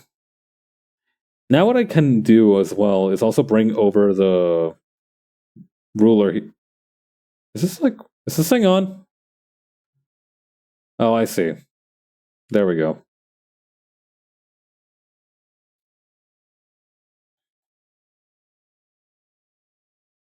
Let's call it 10. I think that's a reasonable diameter.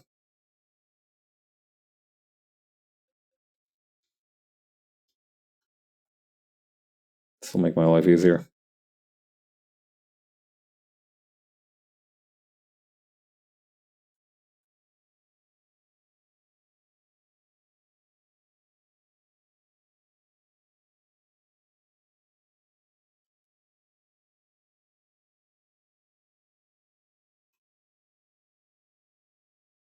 Okay, then over here.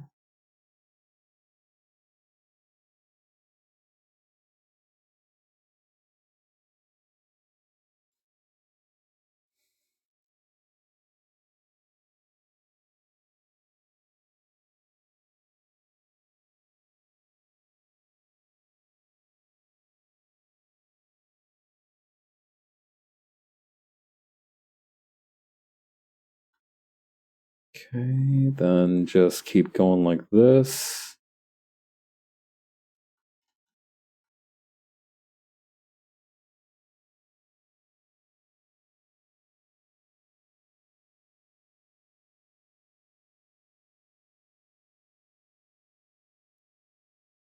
Okay.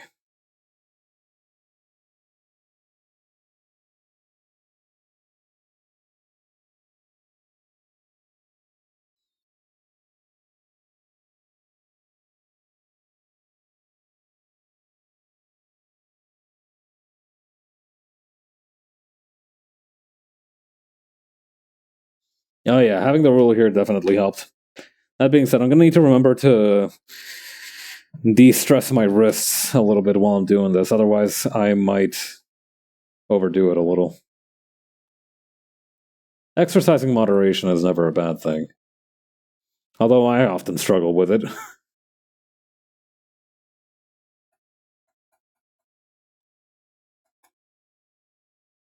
Now might be a valuable opportunity to learn some more about it.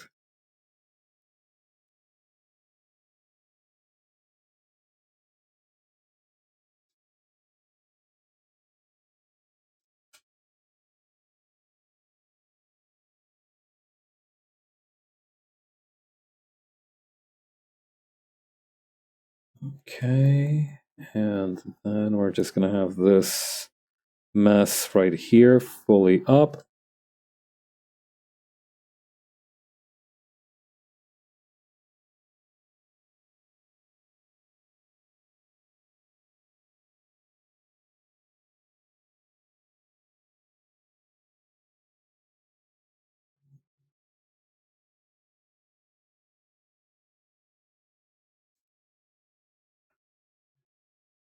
Okay, then.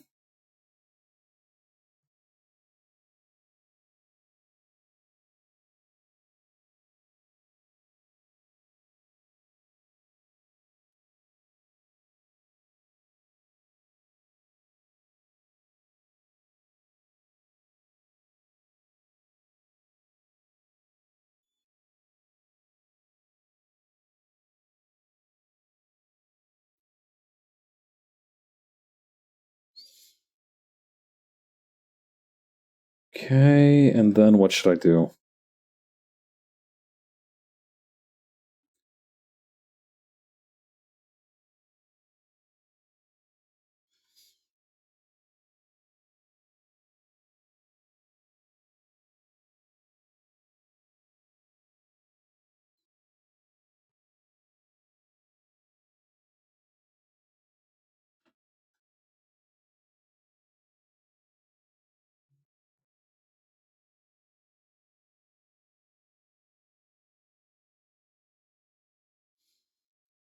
Hmm.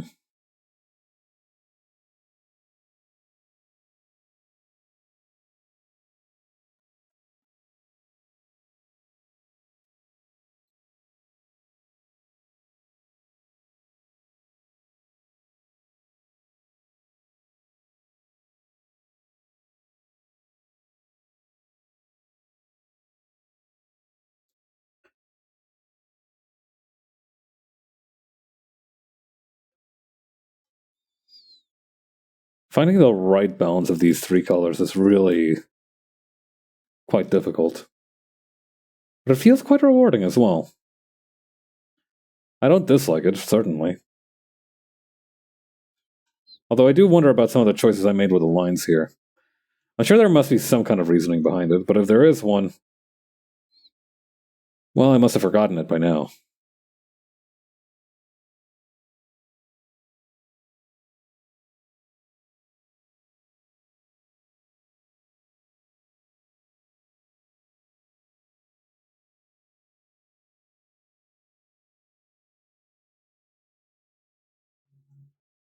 Okay, then over here.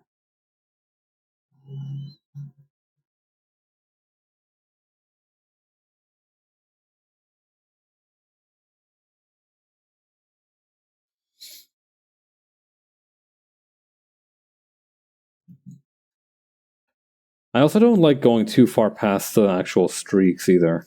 That's also problematic.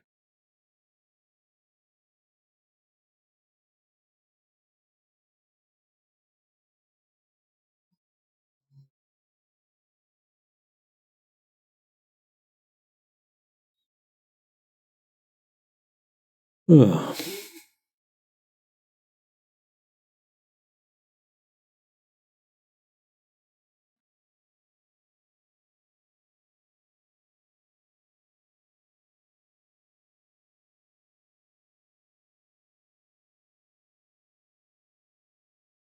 Here we go. The other day I saw somebody talking about like they were, being encouraging, right? They were like, today I got out of sleep debt, I went to the gym for 20 minutes, I did my exercise for the day, I feel great, I feel fantastic, we're all gonna make it.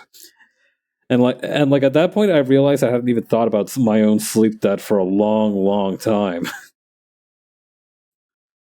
At this point I'm gonna be put into sleep debtor's prison.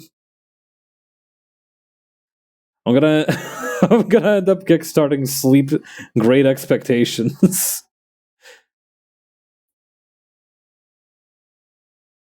God. I try not to think about it too much because the like it's not a thing that you can earn back, right? Like that's what I understood of sleep debt is that you don't necessarily earn it back. It's not like an equivalent exchange kind of thing where like if you like where if you sleep the number of hours you missed, you're suddenly magically okay, right? Like you just need extended rest for long periods of time to recover that. I don't know. This upcoming vacation might be a good chance for that. Hell, that might be the most productive thing I can do when there. Just keep sleeping.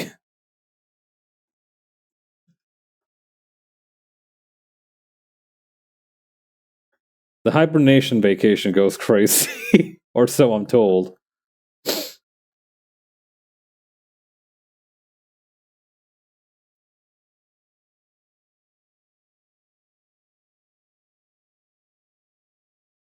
I wonder. I wonder if there's such a thing as sleep tourism. Is there like a place that's like particularly famous for its quality of sleep and its ability to afford such things? You might actually have some. You might actually have some good outcomes if you try that. I'd certainly be interested in checking it out. Earlier we have like these places that are those like VR arcades where they have a bunch of VR headsets because a lot of people can't normally afford a VR headset. So what they do is that they just go to one of these arcades and try out the VR games there. My city used to have one of those. It shut down a long time ago, but we had one. But yeah, I wonder if you could open up a place like that, but like for really good sleep quality goods. Like you can sleep on like a $5,000 mattress for 8 hours, and you wake up a new person. That's basically a hotel, but but like a hotel has other amenities, right? I'm talking about like a business that is exclusively catered towards just conking the fuck out.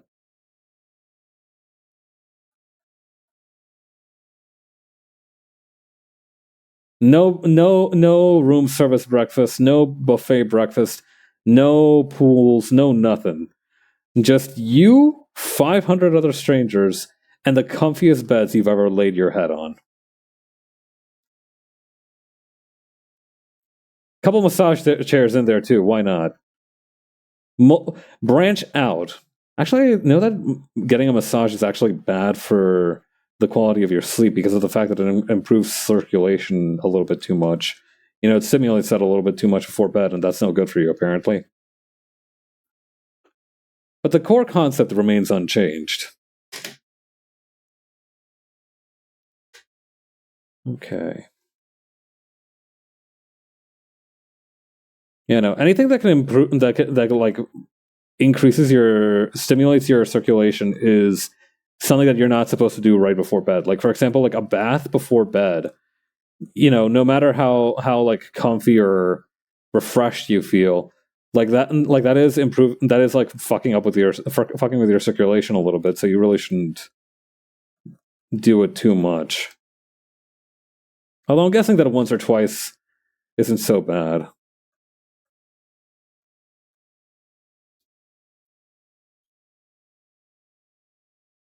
Yeah, maybe just a little bit of a light massage, and then and like half an hour or 2 hours later, a nap. I feel like it's reasonable, but don't quote me on that. I don't have the exact science behind it.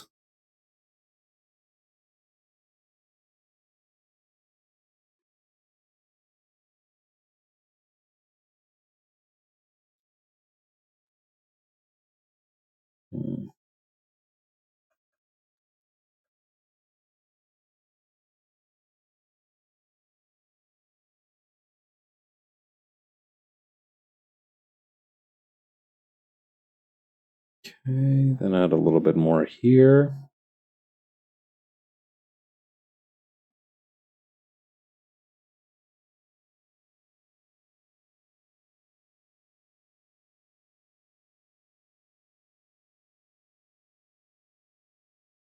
No, that looks weird.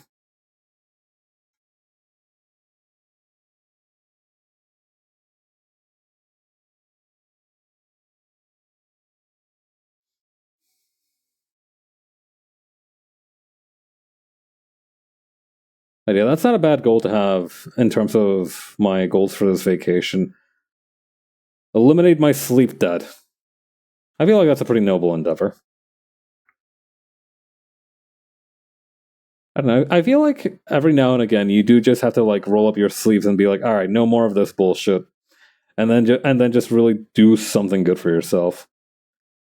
Like sometimes some days you're like, all right, that's it. I've been sitting on my ass for too long. I've got to clean my house, or it's been ages since I last properly exercised. I'm gonna do something. I'm gonna go lift some weights for half an hour, It doesn't have to be like a consistent thing, right? It doesn't have to be like a thing you suddenly make into a habit. You're not going to fix yourself like that. But just fulfilling a sort of itch to take care of yourself. Sometimes it's just too much. But yeah, like sometimes you get like these sporadic bursts of self-improvement volition. And you have to like capitalize on those. You can't let those chances slip by because you don't get a whole lot of them.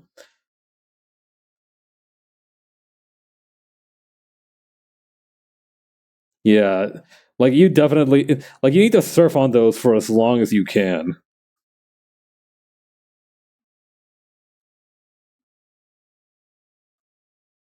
Otherwise, life becomes you miss a lot of opportunities if you ignore those.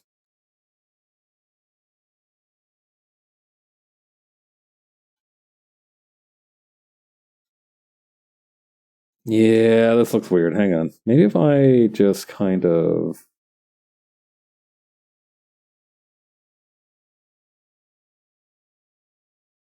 oh yeah, that's looking better already. Now maybe what I can do as well is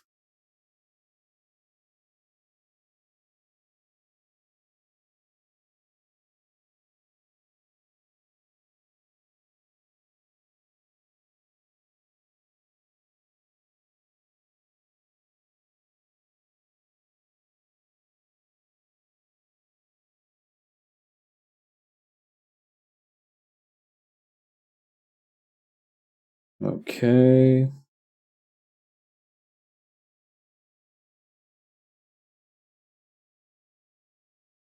There you go.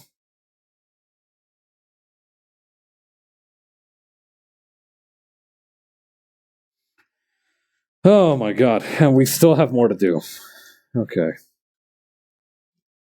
Well, little by little, we'll get it done.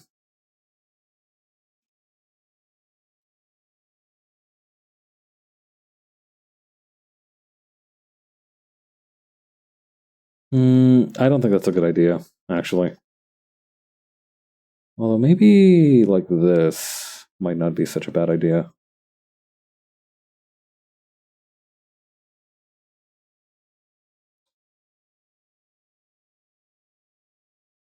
All right, I'm going to save. And now I'm going to start working on this back half, which I've neglected. Actually, I'm gonna pop my wrists a little bit. Make sure that they're circulating properly.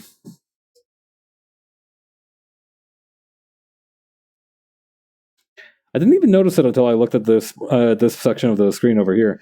It's actually making kind of a good sort of womp womp womp womp womp. Yeah, speaking of all the circulation.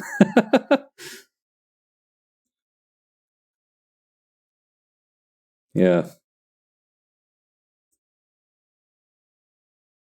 The annoying thing, I will say, the annoying thing about getting those bursts of volition is that unfortunately the only way to like achieve anything is habitual consistency. Like there was this one TikTok, right, that was like, here's how you can learn to do, you can condition your body to do splits.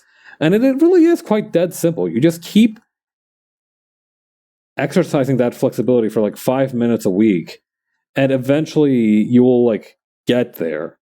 You'll get there eventually. Just keep working on that flexibility time after time. And that's like the minimum, like, right? You can do more than 5 minutes a week and you'll get there even faster. But it's getting to do those 5 a week. It's conditioning yourself to start those, even though it sounds super easy. Yeah, consistency is fucking hard for whatever reason. You know, I feel like sometimes you're like, oh man, everybody keeps emphasizing putting it in the work. It can't be that hard. But then it is that fucking hard. It actually is that hard to like consistently put in the work. And that's the worst thing ever.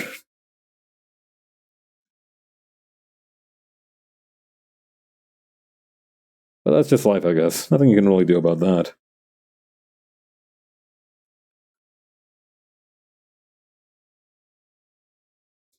The time lapse for this section of the page is gonna look insane. I do have time lapse turned on, don't I? Oh yes. All right. Thank God. My heart was about to fall out of my ass if I didn't have time lapse on. Yeah. Speaking of consistency. Oh God.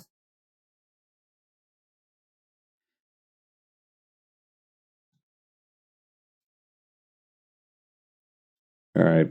So let's save, and I still have parts to do here.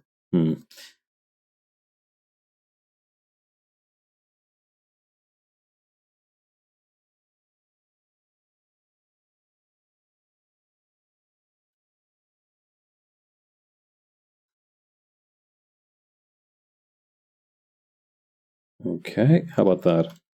Needs a little bit more. A little bit more juice. Could use some more gas.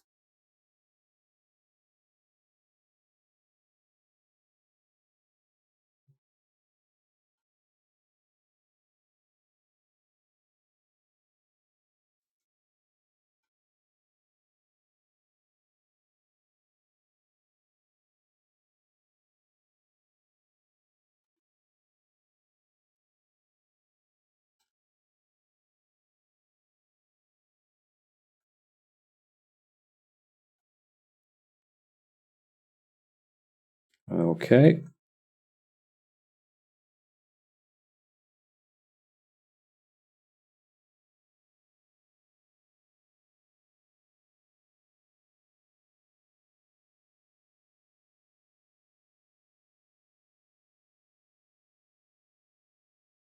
Okay. And then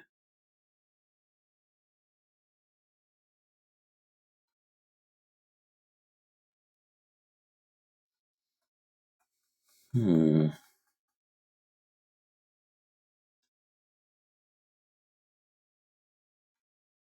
think I can probably remove this part too.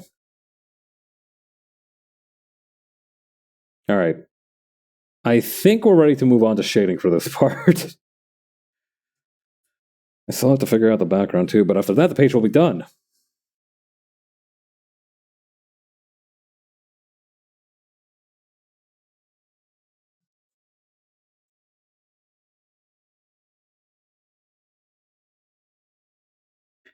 I really do think that the shading is really what's going to bring all this together.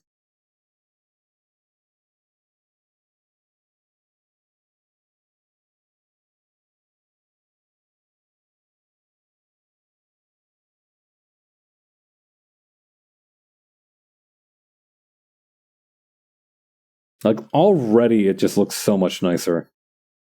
To me, at least.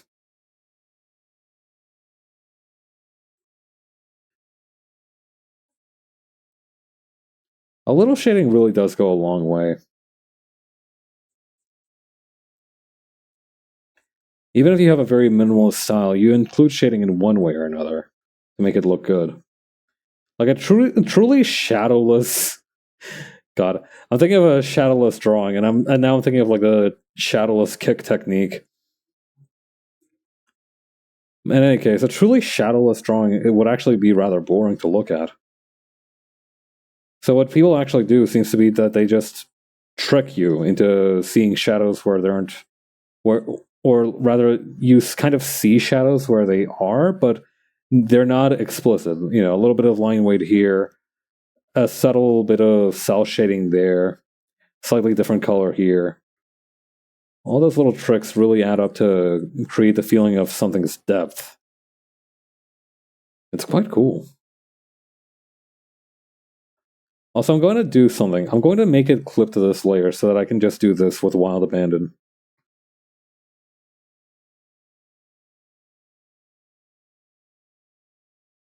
Okay.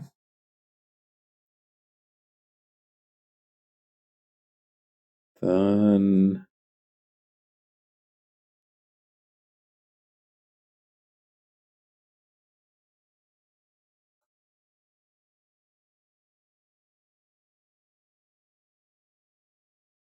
okay, and then like this.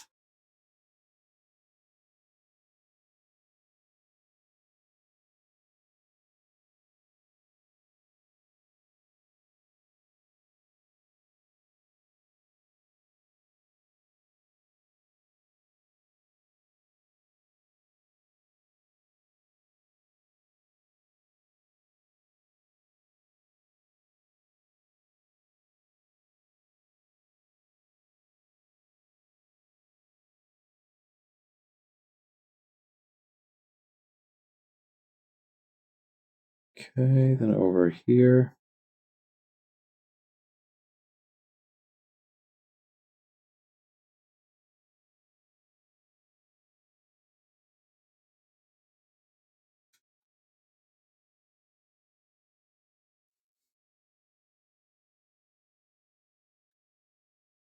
Okay.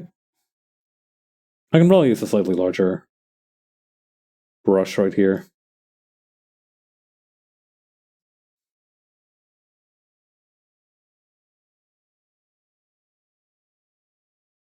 Oh, this one doesn't have a ruler, does it? Silly me. Also, I feel like some of these are out of line.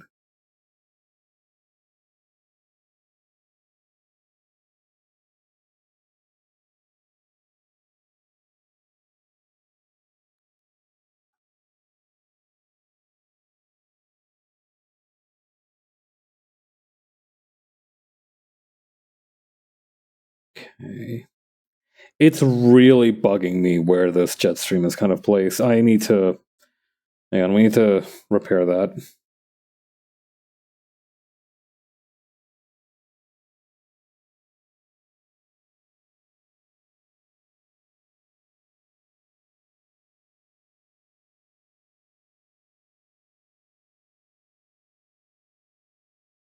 Okay. Then move this up here.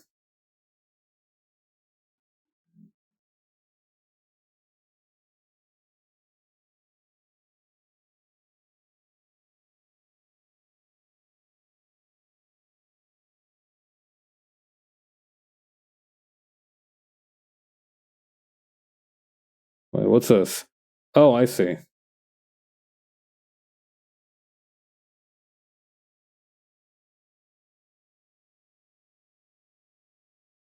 Yeah, so what we basically want to do is just... Hang on.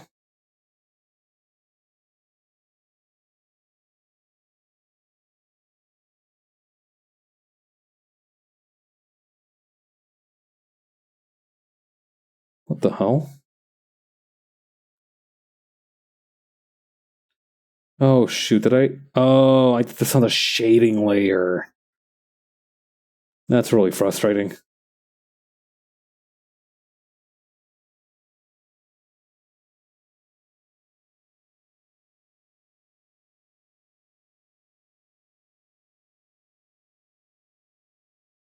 Let's try that one more time.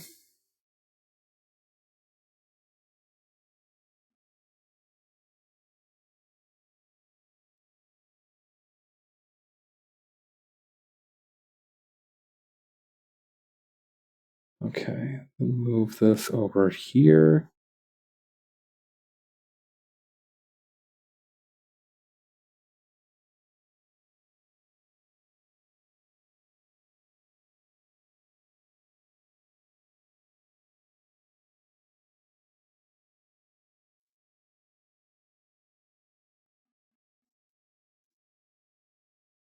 I tell you, moving this ruler around is really a hassle.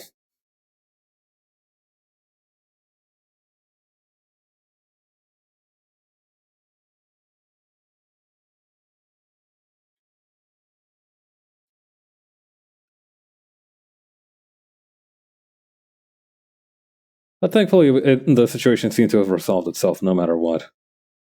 That's fortunate.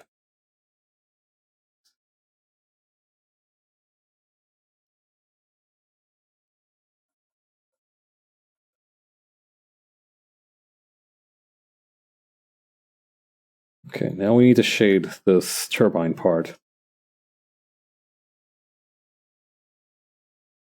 Not too much, mind. Just a little bit. Now, our real big catch for shading the bottom part is going to be this part.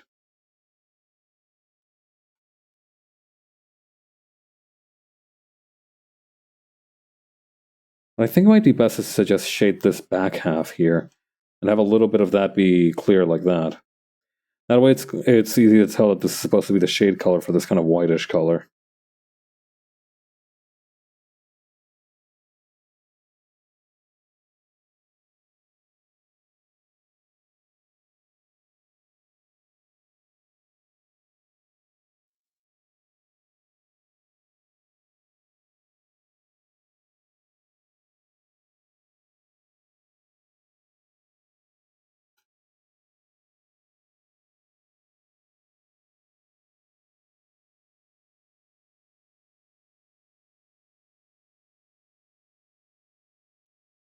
Okay, and then move it over here. I don't know why. I have my head tilted at like a 45-degree angle right now, trying to follow along with this line. I feel like I'm. They say that you seem to unconsciously mirror the expressions you're making whenever you're drawing a complicated face. Maybe something similar is happening here.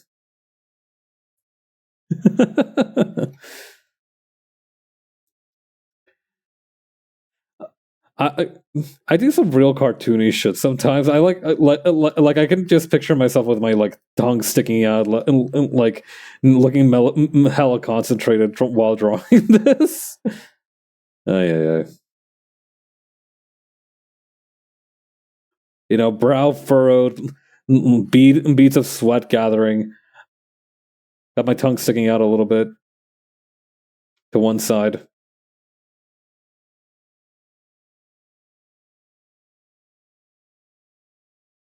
I don't know. Even if that's not a particularly realistic expression, you kind of feel it sometimes. Yeah, in the zone. That's a good way of looking at it.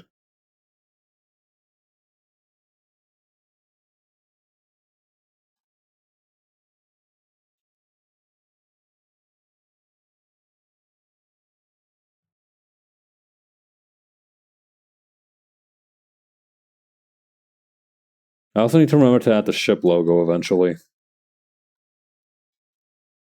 We still have a couple of things left to shade here, though.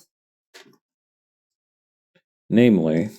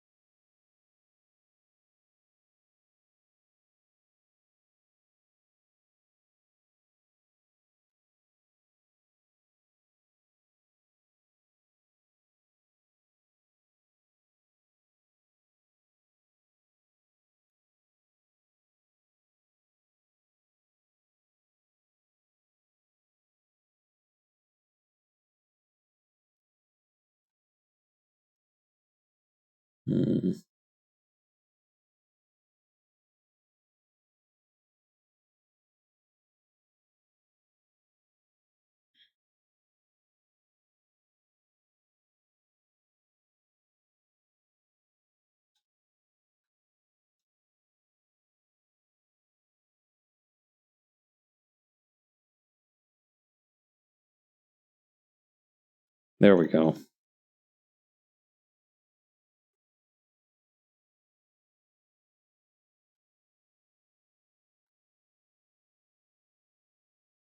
And then also here underneath the wing, or whatever you call this part, the canopy.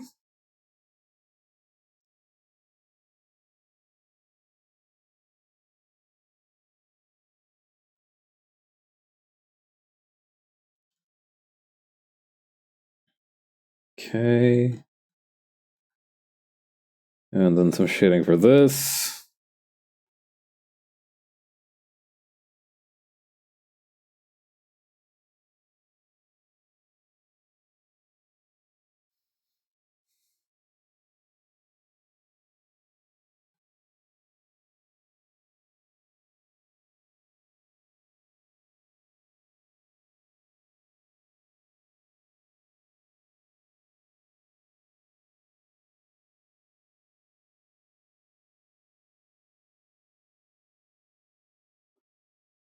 Okay.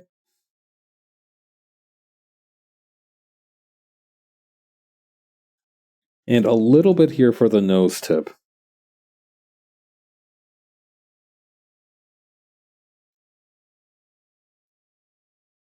Yeah, that's pretty much the ship done. Now we just got to figure out the rest of this background.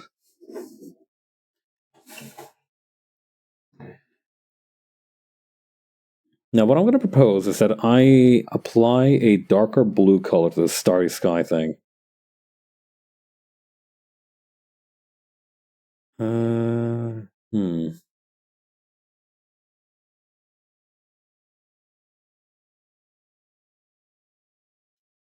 Yeah, that works actually. And then I'm going to get rid of that just briefly so that I can focus on the actual background here.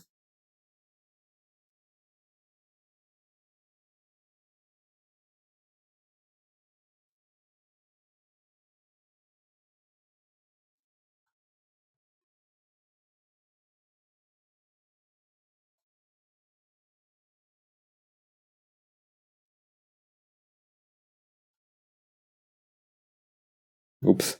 Hang on, I didn't mean to do that.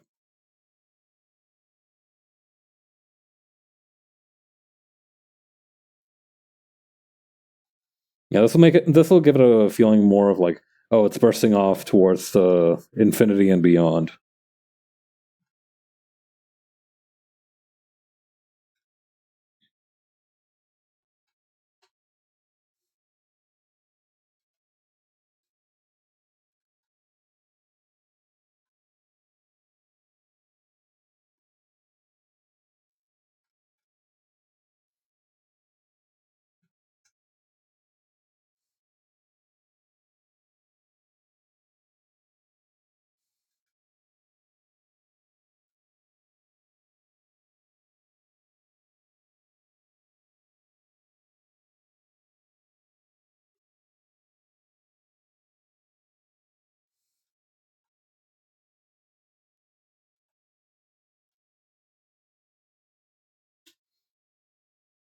Okay, and then what we can do is we can grab this color and make it the underside of the clouds here.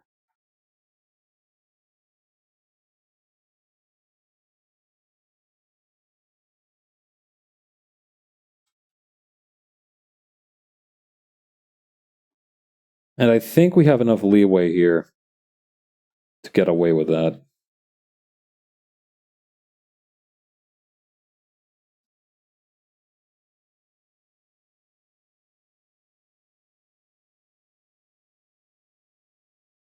Okay, then over here.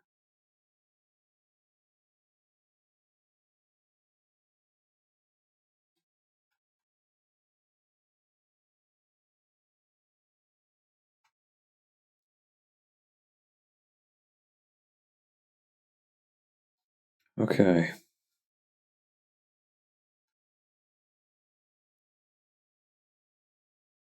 Oh yeah, that looks gorgeous.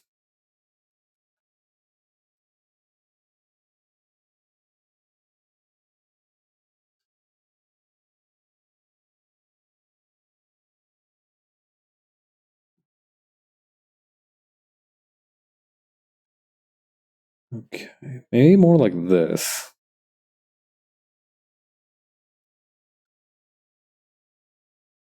Or actually, maybe instead of having the light side on this one, we can have it have the darker underground clouds like this.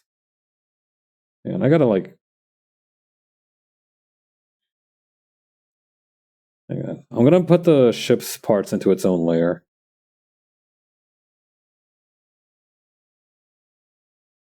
That's marginally less annoying.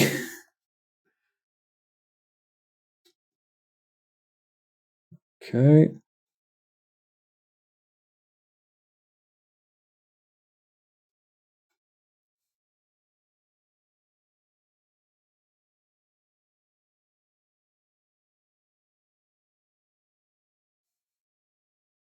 Okay, and then maybe we branch out a little bit and have it be around here. But then the only issue with that is that this part here doesn't have anything to differentiate it. Unless... Hang on, I've got an idea now.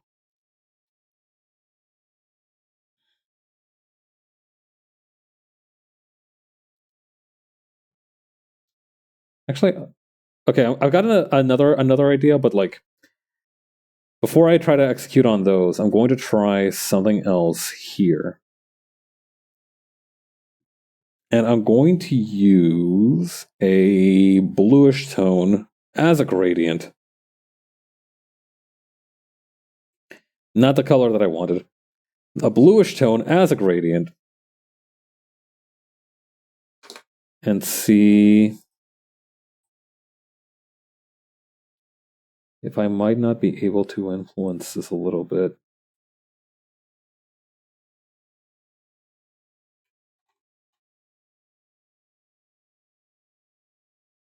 Huh, okay.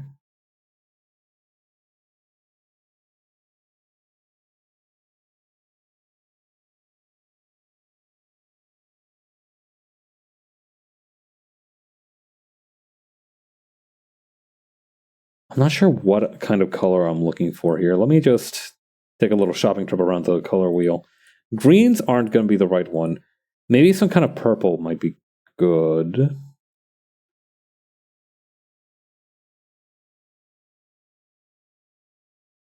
I feel like too much purple is already being used, though.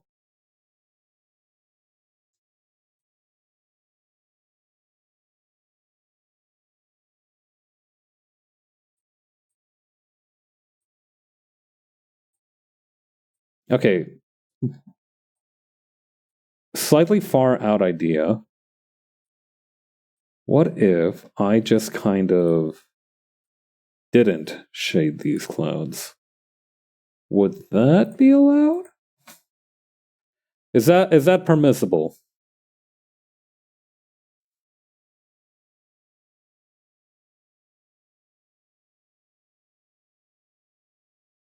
No, we got to do something for this one here.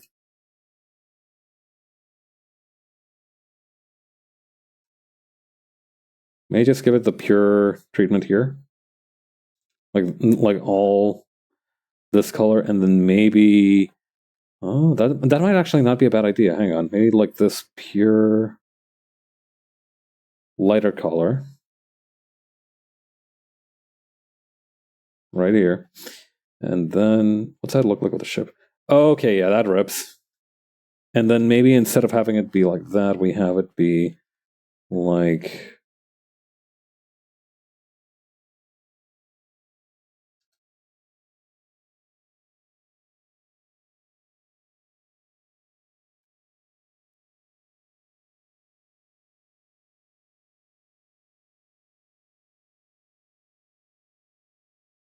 Okay, I'm gonna remove the third one here because it's not going well, but like...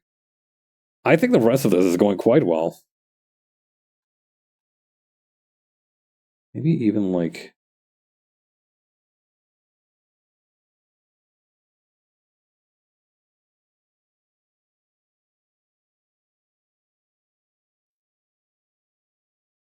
So, like this.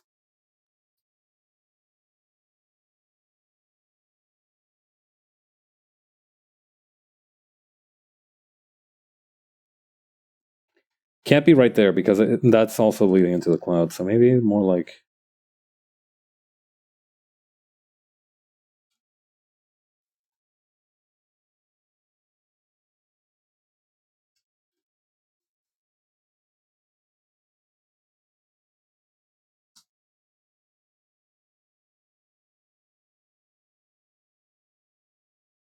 Hmm.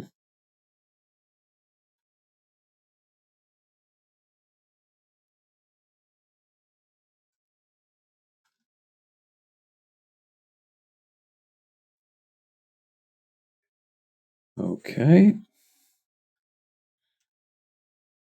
Maybe like with some of the cloud moving alongside it right here.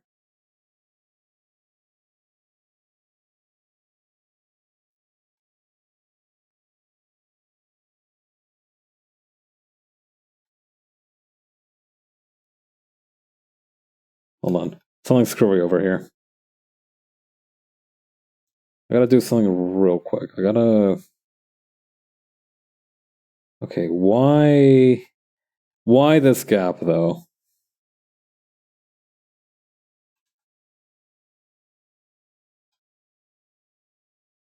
That seems to be the only one it happened for, which is weird, but...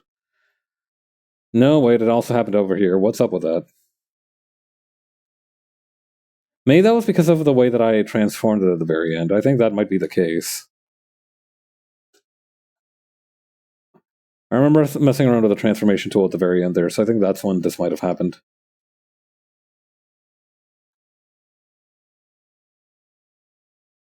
Okay.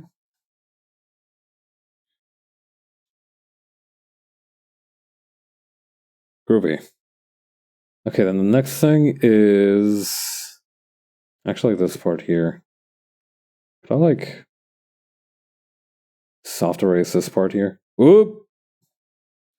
Maybe this part instead. No, wait, what? Hold on, what?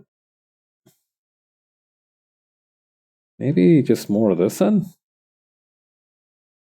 Okay, where is that coming from?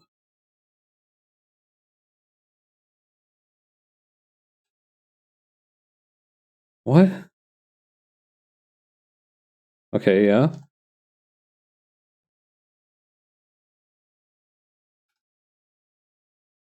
Wait, if that's then screw it. I'm not gonna think about it too much.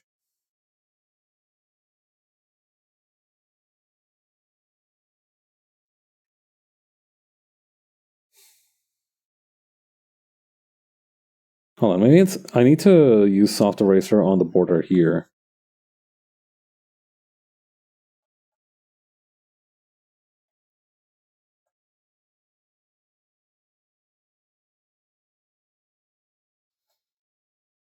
Okay.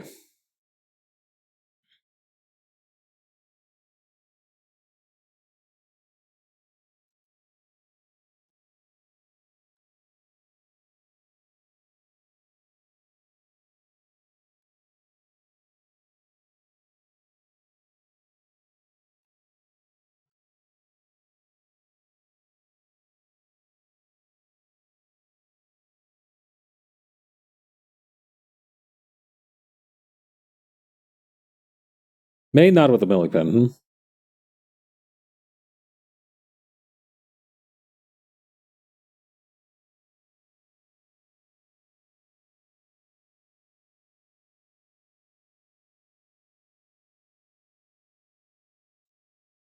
Okay, and then the last thing I think is to add some speed lines to this white trail here.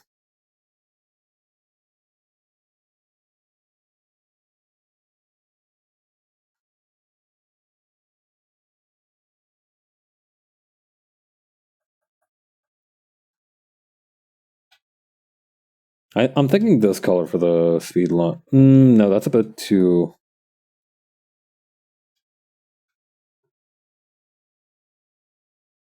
I need to make this follow the curve of my hand as well. I need to make this like very light pink, and also remember to add the ship decal.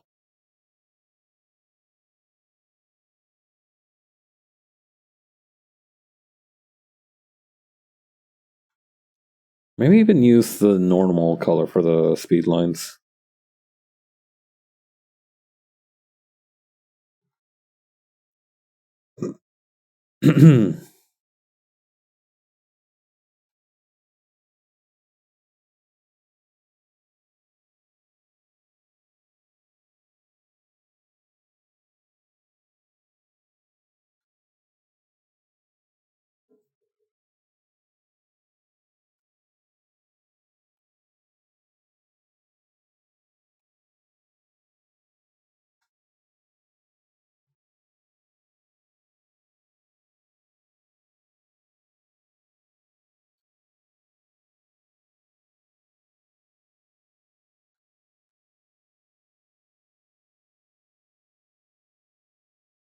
Okay, and then even a little bit of a extra part here, and then some more over here.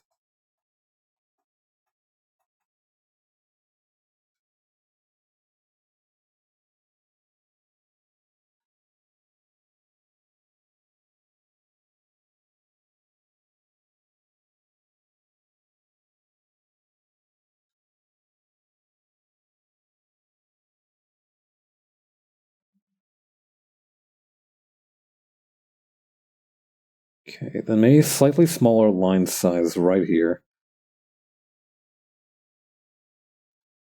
But with some more emphasis right here in the middle.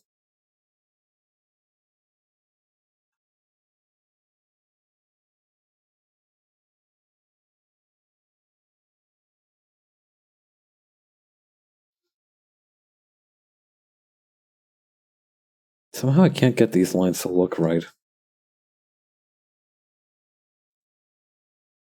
Maybe I can use my friend old reliable, the liquefy tool.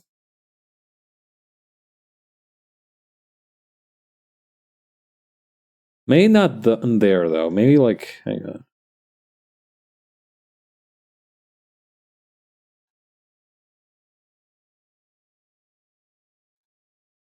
Nope.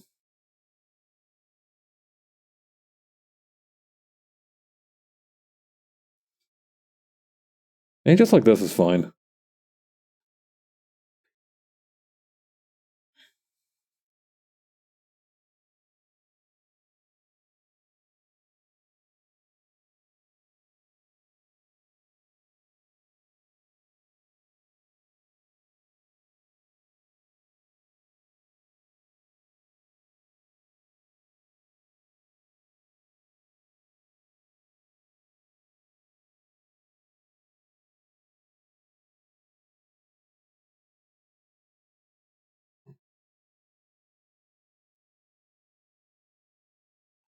Okay. Okay, so then I think the last thing that I need to do is to grab, actually, these two parts here, move them on up over here. Then do a couple of funny things here. So first funny thing that I'm going to do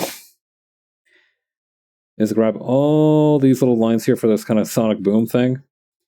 And I'm going to make them pure white.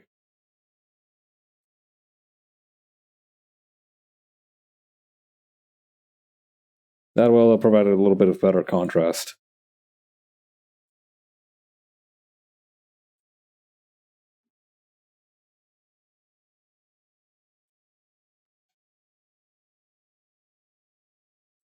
And the second thing I'm going to do is I'm actually going to tweak this part a little bit more.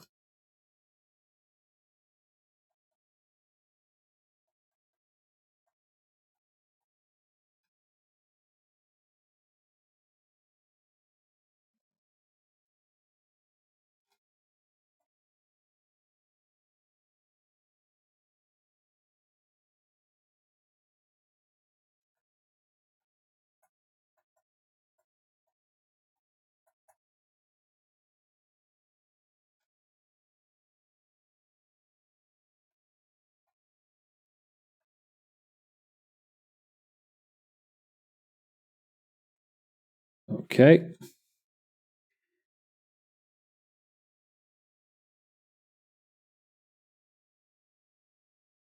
All right.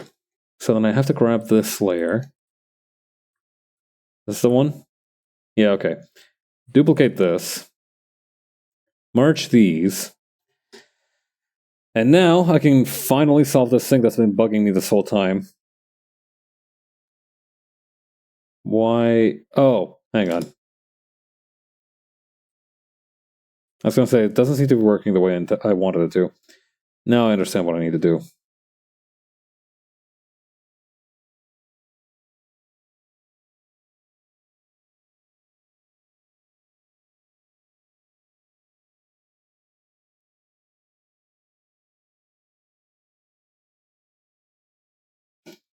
Oh my god, you guys had no idea how much that was bugging me. That the nose wasn't heading in the right direction? Holy shit. I was about ready to throw a tantrum. Oh, that is like that. That's like a 10% improvement right there. That was driving me nuts. Oh my goodness. It's the little things in life, it's the little things.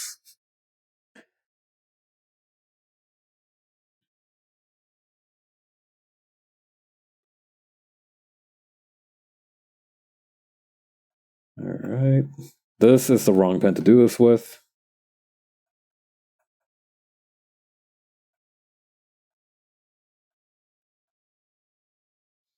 Little details being off can mess with the feel sling so much, even if it's overall fine. Precisely.